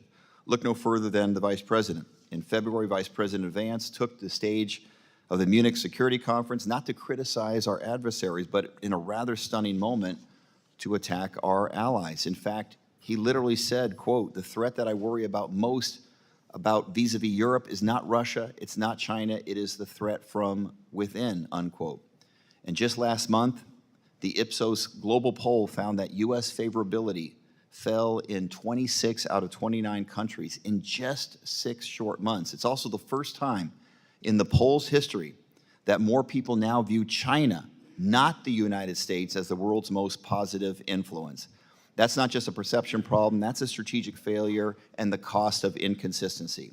Speaking of costs, these policies have also having Americans on edge as well. In Arizona, my home state, the Phoenix Sky Harbor alone, we have more than $750 million in annual exports at risk. Chip makers in Chandler in my district face increasing costs driven by the unpredictability and supply chain disruptions. At Arizona State University in my district, we rely on international students for tuition, research, and talent. They are being run off by the chaotic immigration policy that flies in the face of American values. The so-called brain drain is real, and it's tipping the balance of global innovation away from the United States. The challenge in this next century won't be fought on battlefields. It'll be the fight to shape the future, technology, trade, global trust. And if we keep turning our back on what makes America strong, we risk giving China the upper hand. I'll yield the rest of my time to Congresswoman Kamlager-Dove.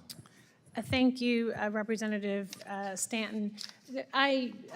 Secretary, in the few seconds I have, I just wanted to go back to something you said earlier about wanting people to stop dying, and I hope that that includes our Afghan allies, 14,000 of whom were fully vetted and were ready for relocation to the United States, but that has been stopped by this administration and by you, and these are including interpreters who are actually in the foxholes with our servicemen and women helping to keep them alive. I would hope that you would stand by our allies and reverse this ban so that we can protect our national security interests and also retain credibility that we need with our allies and partners around the world. Thank you, and I yield back. Yields back, and I think you left off your list the $100 billion Taiwan semiconductor investment into Arizona. Now I recognize Representative Lawler. Thank you, Mr. Chairman. Mr. Secretary, thank you for being here. I want to thank you for your leadership in getting Idan Alexander released last week. That is a big step forward. We still have 4 remaining American hostages being held, all of whom are deceased. I just continue to encourage you and the administration to continue to lead on that front to get them home. Last Congress, we passed legislation to create a special envoy for the Abraham Accords within the Department of State. The Biden administration refused to fill that position. I know we have the Middle East envoy, but I would ask, can you commit to bringing this forward to the president so that we can get this position filled? Yes, that's in process. Thank you very much. Obviously, the Abraham Accords was one of the most consequential foreign policy initiatives under the first Trump administration, and prior to October 7th, I think we were making progress, but since obviously it has somewhat stalled, how critical long-term for peace do you believe it is for Saudi Arabia to normalize relations with Israel, and where do you see that in the process? Well, I think it would be a major development, one that I thought was moving in a positive direction until, as you said, October 7th. I think there's still a willingness to do it. Certain conditions are impediments, October 7th being one of them, but the Saudis have continued to express an interest, as have the Israelis, in reaching that agreement. In the meantime, we do have an Abraham Accords office that is actively working to identify a number of countries who have lined up and already, and I think we may have good news certainly before the end of this year, of a number of more countries that are willing to join that alliance. And the last point I would make is it's also critically important that we do all we can to live up to the commitments made on the part of the United States on behalf of the countries that previously joined the alliance, be it the UAE, which is part of the effort for this trip this weekend. It wasn't some of these other nefarious purposes, is to continue to strengthen the commitments that were made to the UAE as part of the Abraham Accords, but also Morocco and other countries such as this. So I think that this is important that we continue to build on it, but you start building by ensuring the countries that are already a part of it feel like our part of the bargain has been lived up to. Agree. You were a very strong voice against the BDS movement when you were in the Senate. And as you know, there is a loophole in the current anti-boycott law that was signed by President Trump that allows intergovernmental organizations like the United Nations to pressure U.S. companies into supporting boycotts against U.S. allies like Israel. I have introduced the IGO Anti-Boycott Act to close that loophole and hold the United Nations to the same standard as foreign governments that is already in law. Would you support closing that loophole? Well, again, like any legislation, I'd want to see it, but the concept you've just outlined is one that I think the administration will be very supportive of. Appreciate it. I know my colleague, Mr. Moskowitz, touched on the Iran nuclear framework that is being negotiated. I think we can all agree that Iran should not have a nuclear weapon, and I know you and the administration are working to prevent that. So appreciate your efforts on that. Yeah, if I could respond. Yeah. Iran, while they claim to never want a nuclear weapon, if you ask them, they'd say, we're not interested in a nuclear weapon. We're just interested in enrichment. The problem is that if you can enrich at any level, 3.67 or whatever, you're 80% of the way there. All that requires now is a few months or weeks of time to get to the weapons grade. It makes them a threshold nuclear power. The Iranian position is they want civil nuclear energy. And if they want civil nuclear energy, meaning they want nuclear electricity for their country, nuclear generated electricity, there is a pathway to doing that. Multiple countries around the world do it without an enrichment capability. If, on the other hand, they want an enrichment capability, then that makes them a threshold nuclear weapons power, and that's an unacceptable outcome. And that's the reason why we have a problem with what they're doing now. And it's the reason why the president is imposing maximum pressure. Every single day, increasing number of sanctions are going on. And it's the reason, by the way, why the E3, the European three, are on the verge of instituting snapback sanction provisions against them by October of this year. I want to thank you. When it comes to maximum pressure, last Congress, you and I led the SHIP Act. We passed that into law. And this administration has already taken significant steps to enforce the SHIP Act, as well as the Iran-China Energy Sanctions Act, to go after the financial institutions facilitating the trade. We previously, in a markup, passed the Enhanced Iran Sanctions Act to expand the authorities. Would you support that effort to continue to provide the administration with enhanced capabilities to crack down on this illicit oil trade? Absolutely. Very good. Thank you, Mr. Secretary. Thank you, Mr. Chairman. Representative Costa. Thank you very much, Mr. Chairman, for this important hearing today. I, too, like many of our colleagues here today, mourn the loss of our dear friend, Jerry Connolly, and our thoughts and prayers go to him and his family. Mr. Secretary, there are a couple different issues I want to touch upon here that have been raised, but I would like clarity on. First of all, would you agree that the Transatlantic Alliance, the partnership post-World War II, has been a hallmark of freedom throughout the world? Yes, and it continues to be a strong feature of our foreign policy. Yes. You said that you had not discussed post-closures as it relates to those in Europe as part of your overhaul of the State Department. 4 are in France, 3 are in Germany, 1 in Italy, 1 in Portugal, 1 in Brazil, not Europe. But and then I thought you said that no determination has yet been made with those post-closures? No, there was an article. Some of these are cultural places, like, I forget the exact ones, but they're not even embassies or consulates. But they're not being closed, but I don't know where these things are coming from. I mean, people are putting stuff out there. Now, if listen, you could respond with a letter on that point, I would appreciate that. Sure. Well, I can tell you this. If the we find a Consul post General that's I know in wasteful, we'll Portugal close it, but is we our haven't- oldest. What's that? And the Consul General's post in Portugal is our oldest historically. I don't know where that's coming well, from. I mean, that's okay. a press report. We'll clear that up later on. Mr. Secretary, America has been the beacon of light for democracy, post-World War II certainly, and almost every president has been used as a voice of a defender of democratic principles. Do you agree that China and Russia are our adversaries today, along with Iran, I might add? I think both, well, there's no doubt in the case of China seeks to replace us on the world stage as the world's most powerful country. In the case of Russia, they clearly do not support a world order in which the United States plays the role it's currently played, so they're an adversary in that front. In the case of Iran, they're a threat to regional peace. I wouldn't say they're a global threat, but they're an increasing threat. No, I understand. And I would even go further. I consider today modern-day Russia a syndicate masquerading as a country with a mob boss called Putin. And so in these negotiations, I want to do a comparative analogy. The president has indicated that with Iran, as we've noted, that maximum pressure are the tactics that will be used to engage Iran to ensure that they do not obtain nuclear capability. Is that correct?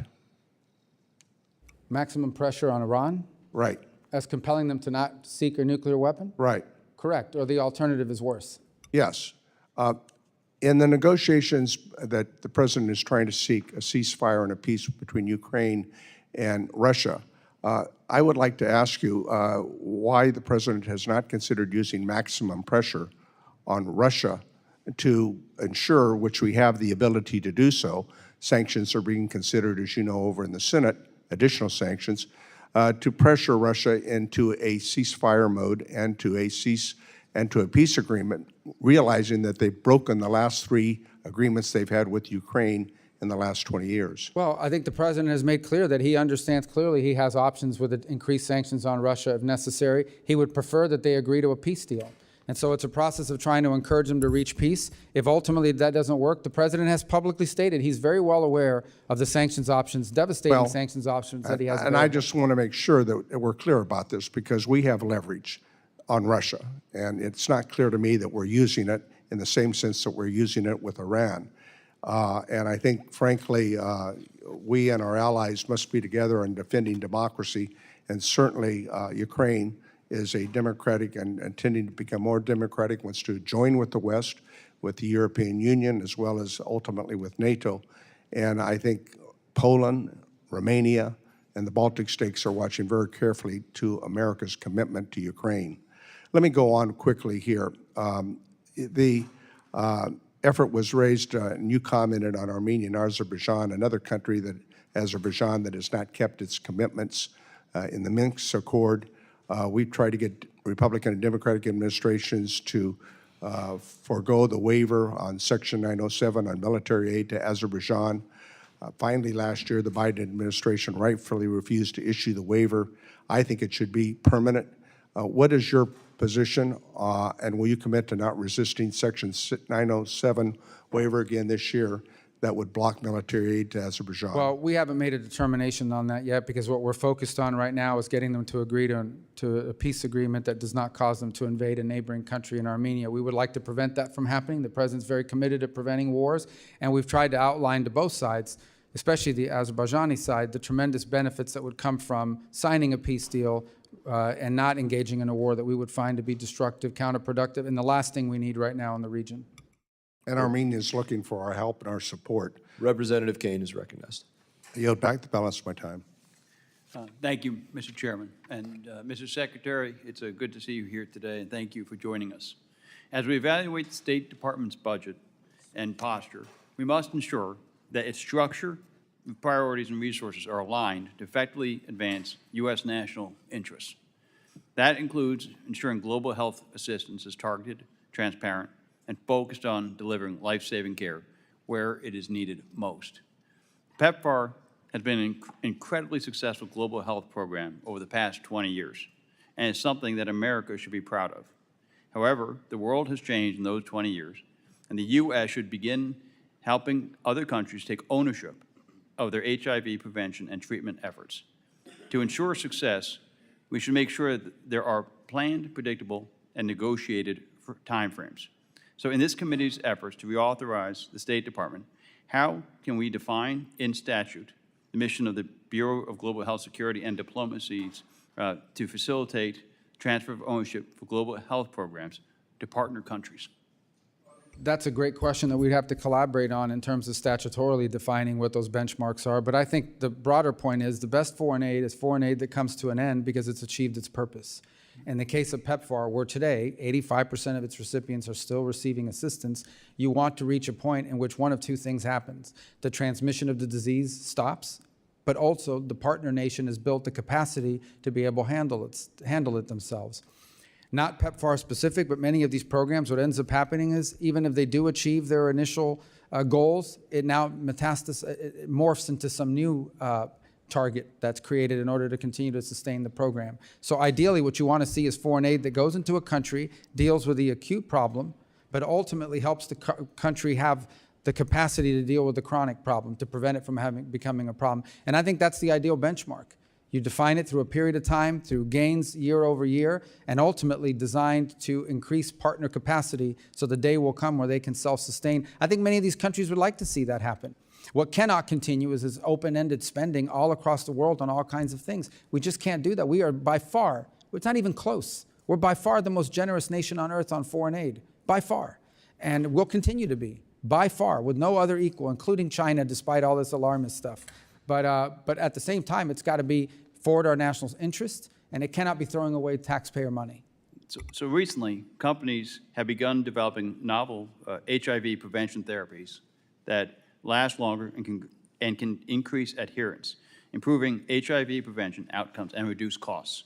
As this committee seeks to reauthorize the State Department, how can we ensure that the Bureau of Global Health, Security, and Diplomacy is encouraged to quickly deploy these American innovations to PEPFAR partner countries?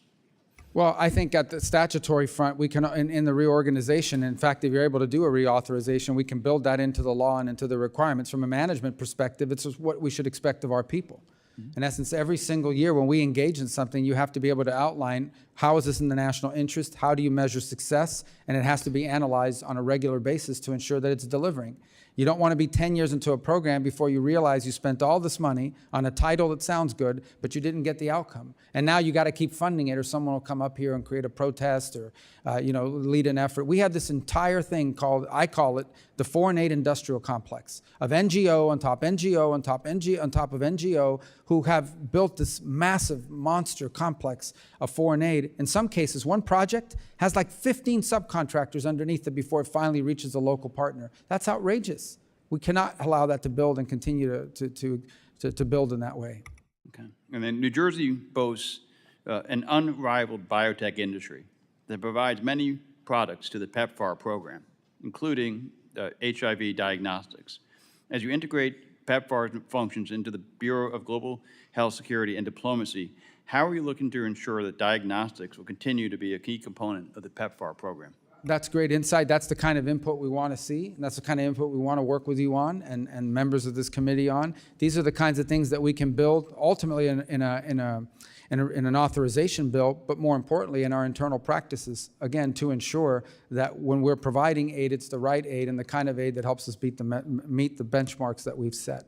And how does PEPFAR fit into your broader vision of foreign assistance that advances U.S. national security and global health security objectives? It's a program we're proud of. It's one of the first programs we restored after the 90-day pause. Even before that, it's one of the first programs that, as I've highlighted here today, 85% of the recipients are on it. But it does need improvement. The program does need improvement. Thank you. Yield back. Representative Alma. Thank you, Mr. Chairman. Secretary Rubio, do you know what this is? I'm sorry, my Lasix is not as good as it That's used all to right. be. I'll explain. This is a ready-to-use therapeutic food, also known as a RUF. It's produced in the United States by Adesia Nutrition in Rhode Island and Manna Nutrition in Georgia from American-grown farm products. A single box that I have right here of this miracle product can save a child from dying of severe acute malnutrition in only 6 to 10 weeks. Now, since January, you have promised over and over again that foreign aid freezes will not include life-saving assistance. RUF save the lives of children who are starving around the world. Do you agree that this product is life-saving aid? It can be, yes.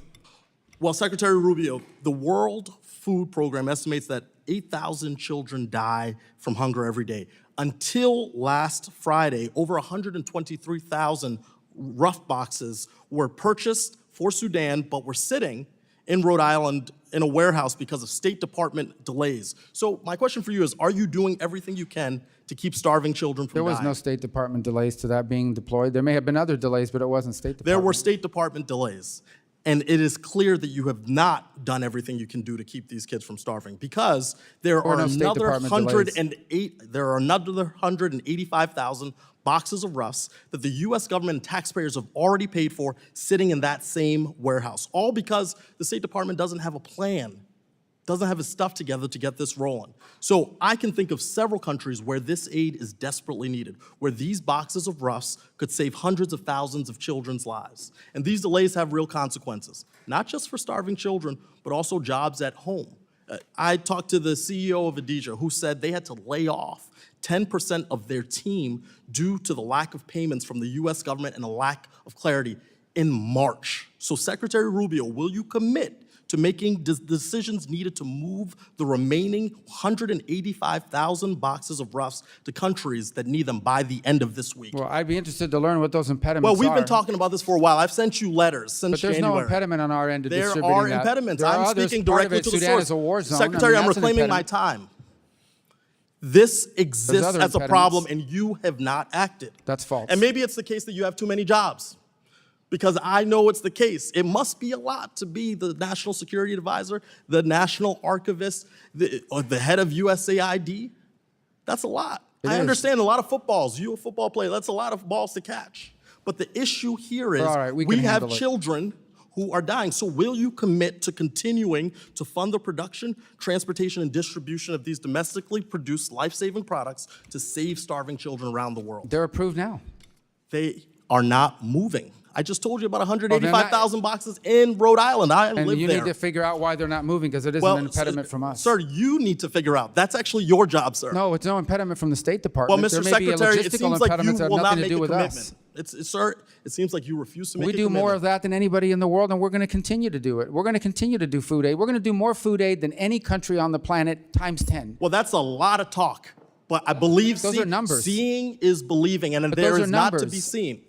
Those are numbers. Those are facts. We do more foreign aid. Well, and I've more got food numbers. I've got 185,000 boxes that aren't moving. So, Yeah, but the State Department Secretary, doesn't move I'm going to do you a boxes. little favor. We I'm authorize them to Mr. move, and they're Secretary, I'm authorized- reclaiming my time, sir. I'm going to They're do you a authorized favor. to move. Well, you ask questions you don't let anybody answer. I'm telling you, they're allowed And I to have a move. question for you, and you're compelled to answer. Why don't you take 10 seconds now to turn to your staff and say, let's get this fixed? My staff knows that this has been fixed. Oh, it There's no hasn't been impediment on the fixed. State Well, Department then side. you have not proven that to me. If the people who are affected, both here domestically and around the world, are not receiving this life-saving product. They are receiving it. Look, you staked your career in the Senate on supporting humanitarian aid, but now you won't make a commitment, or you're saying things have been done that I already haven't made been the done. commitment. You've made a commitment? We do more food aid than anybody You are in the world, talking and we're about, doing you are more talking today in than anybody in the world. Secretary, I'm reclaiming my time. You are speaking in generalities. I'm talking about I'm specifics. speaking in specifics. We do more than anybody in the world, and we're doing more than anybody in the world right now at this very moment. That's hyperbole, sir, because this has been disrupted does more? because of your Who does more? freezing of aid. Who does more food aid than the United States? Sir, why are you asking me questions? My job is to ask you Well, questions. you're the one that's claiming that we're not. Secretary, Tell I'm me who reclaiming does- my time. What food aid Secretary, do I'm we reclaiming do? my client. This is why I'm introducing the Rubio Act. So you focus on the one job that the Senate gave you to serve as our Secretary of State because you are clearly distracted, okay? After the last few months, I understand why President Trump has such colorful nicknames for you.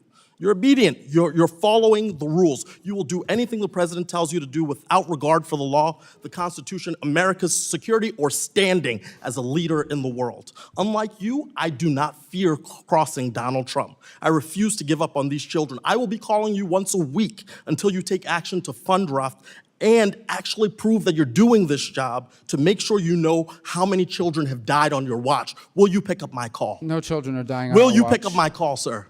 Pick up your call? When I call you to check in on your progress. Our Gentleman's progress time is has already being expired. made. We already Representative do more than Mills is anybody in the world. recognized. No, but he's made some strong accusations here. We're doing more than anybody in the world. That food is being distributed now, and he knows that. Very good. Representative Mills is recognized. Thank you, Mr. Chairman. First, I can tell you I won't be reclaiming any time, Secretary. I will make sure that you have the opportunity to answer questions. I think that you've done an amazing job. I think that well before you actually became Secretary, when you were sitting in the Senate, you proved yourself as a leader in foreign affairs. I can remember you and I, when we were campaigning in 22 together, we were at an event with Ron DeSantis in my district, and we sat and talked about foreign policy, and you're one of the most knowledgeable people I've ever met with, so thank you for stepping up to the challenge. I also want to go ahead and rebut a couple of things, because I believe, as you do, that history, an understanding of history, and the understanding of our 7 articles, 27 amendments in our Constitution is what makes you a good legislator and a good member of the federal government. They keep talking about this $400 million plane gift to Qatar. And you tried to answer this multiple times, but I want to paint some history here. In 1945, U.S. President FDR gifted a Douglas DC-3 to King Abdulaziz, which marked the beginning of a civil aviation in Saudi Arabia. This airplane is nothing more than a reason to complain about the president that knows how to advance U.S. interests. And it's actually more about trying to conflate optics with actual outcomes. This is a long-standing history, and so I just want to go ahead and let people know what that actually is. Now, as you know, I was one of the first members of Congress to go to Syria after the fall of the Assad regime, met with the incoming and transitional government, with al-Shara, with al-Shabani, and with his transitional government. I absolutely support the idea of lifting the sanctions on a conditions metrics base, which is allowing them to not only rebuild Syria, because for those of us who understand history, the road to Damascus travels through Baghdad. We know there's twin and sister cities, and we know that the stability of Syria ultimately impacts the outcome and the stability of the region. I think that what al-Shara has done to show inclusivity and plurality is commendable in the beginning. I mean, he has one of his ministers who is a female Alawite who I spoke with who said, I have full authorization, not just window dressing. He has actually talked about the plurality and inclusiveness of the government and its elections to guarantee that the Druze, the Alawites, the Christians, the Muslims, and all who are there will actually be a part of the incoming government and elections. He's also working with Israel to speak right now, where he's blocking weapons transports through Syria into Lebanon from Hashd al-Shaabi, the Iranian-backed militia, to try and make attacks against Iran. He's working with Iraq and the United States and the CTS teams to help combat ISIS, Daesh, to guarantee that they're still weakened, but also guaranteeing that he's pushed Iran out to make sure it's not a proxy state. It's a historical moment for Syria. 50-plus years, the Russians have had a stronghold under the Assad regime. And I commend you on your support for this and also the Caesar Act when it passed.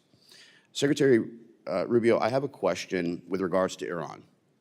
We understand that the nuclear negotiations are going on and there's much to be done.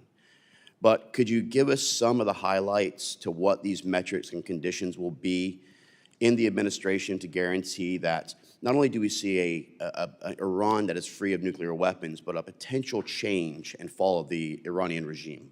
Well, anytime these negotiations are ongoing, you want to be delicate about what you say publicly because it could upend them. And obviously, I remind everybody that no matter the nature of their government, in foreign relations, the people on the other side are in politics too. And so they have their own balances that they need to have in terms of what they say publicly. What I think has been abundantly clear and the president said is, number one, Iran will never have a nuclear weapon. And he's discussed that there's one way to do it, which is not an ideal way, and the other way to do it is for Iran to agree to a deal. What is a deal that does not allow Iran to get to a nuclear weapon? It is a deal that doesn't just say we commit not to getting to a nuclear weapon and taking them at their word, but ensure that they do not have the capacity, the continued capacity to enrich. If they can enrich, then you are basically a threshold nuclear power that at any time can accelerate that process and get to that point. So that is the goal of these negotiations, to create an incentive model where if they give up their enrichment capability, they will receive some sanctions relief commensurate with it. That's the hope. That's what we're working on, because the alternative would be something far more destructive, and we seek to avoid that if possible. Thank you, Mr. Secretary. And obviously to stop the funding of the proxy militias like Houthis, like Hamas, like others, which I know that you have been adamant about.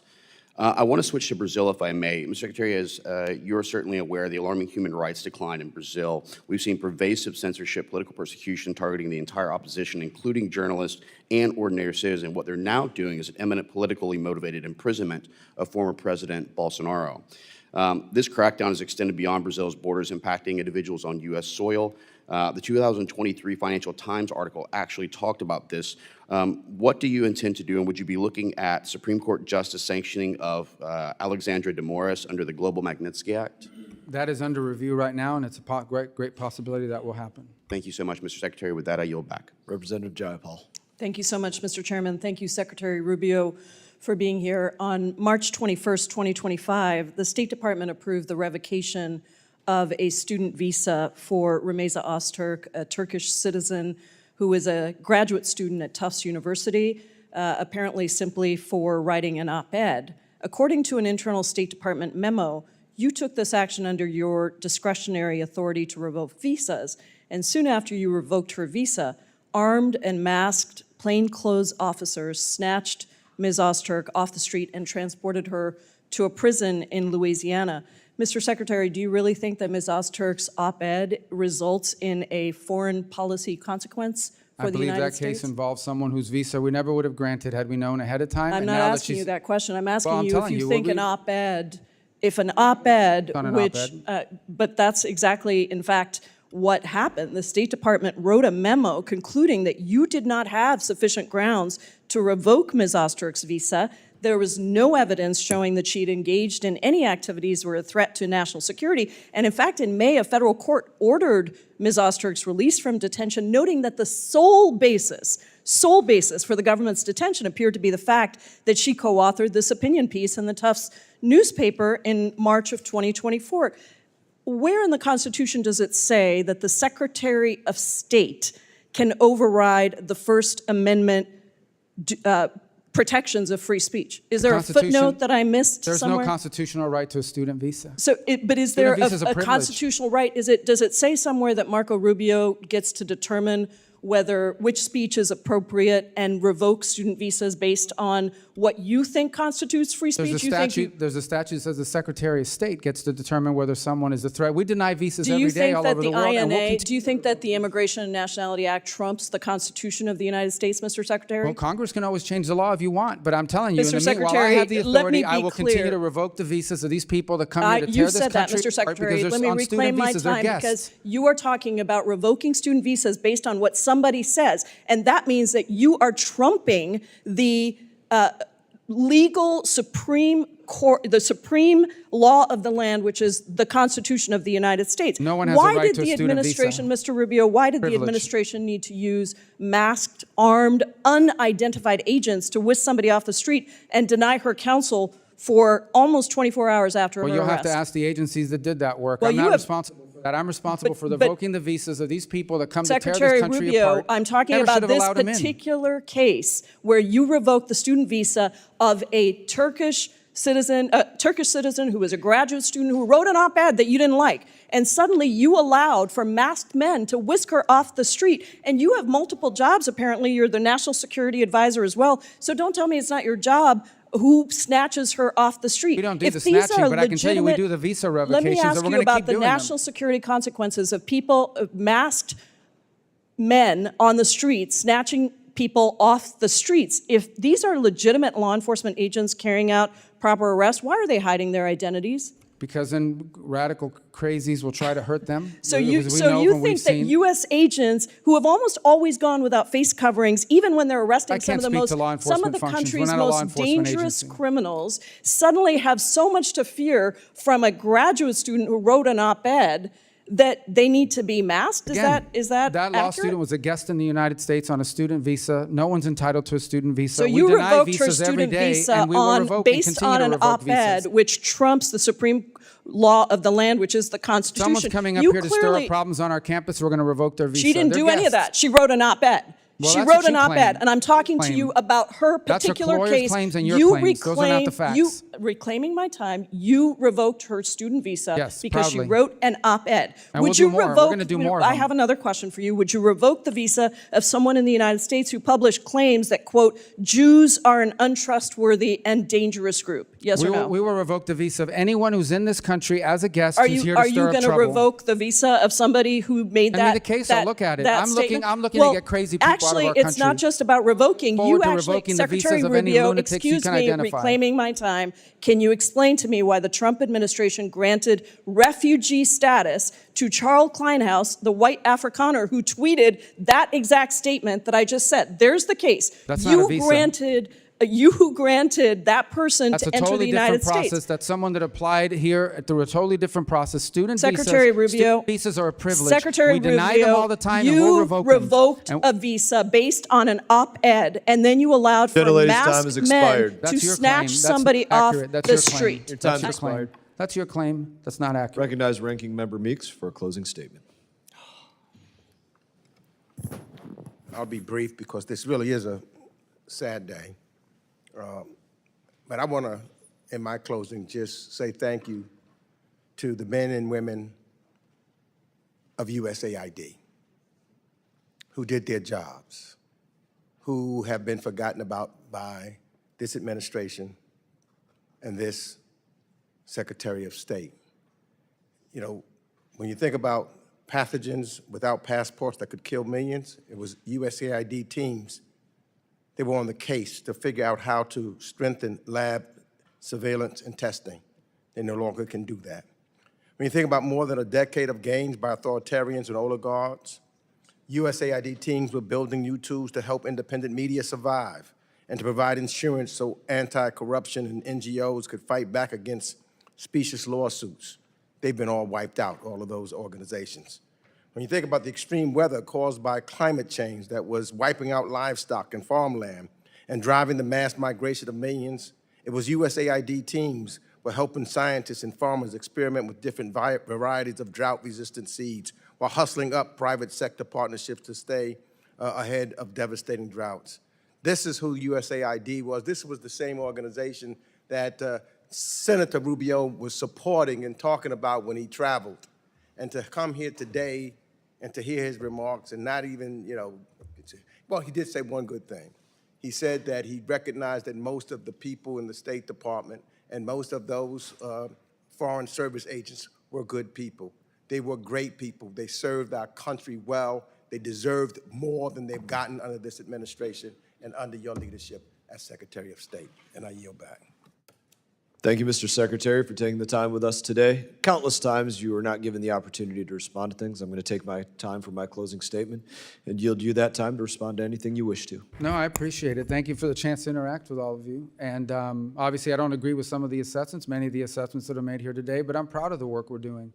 We're going to give you and deliver for our country a State Department that can deliver effective foreign policy in a way that's driven from our regional bureaus. I keep going to this because it's really important. That is the treasure of our State Department, is our regional bureaus and our embassies. That's where the action needs to be, and that's where it needs to happen. That's where the best ideas are coming from.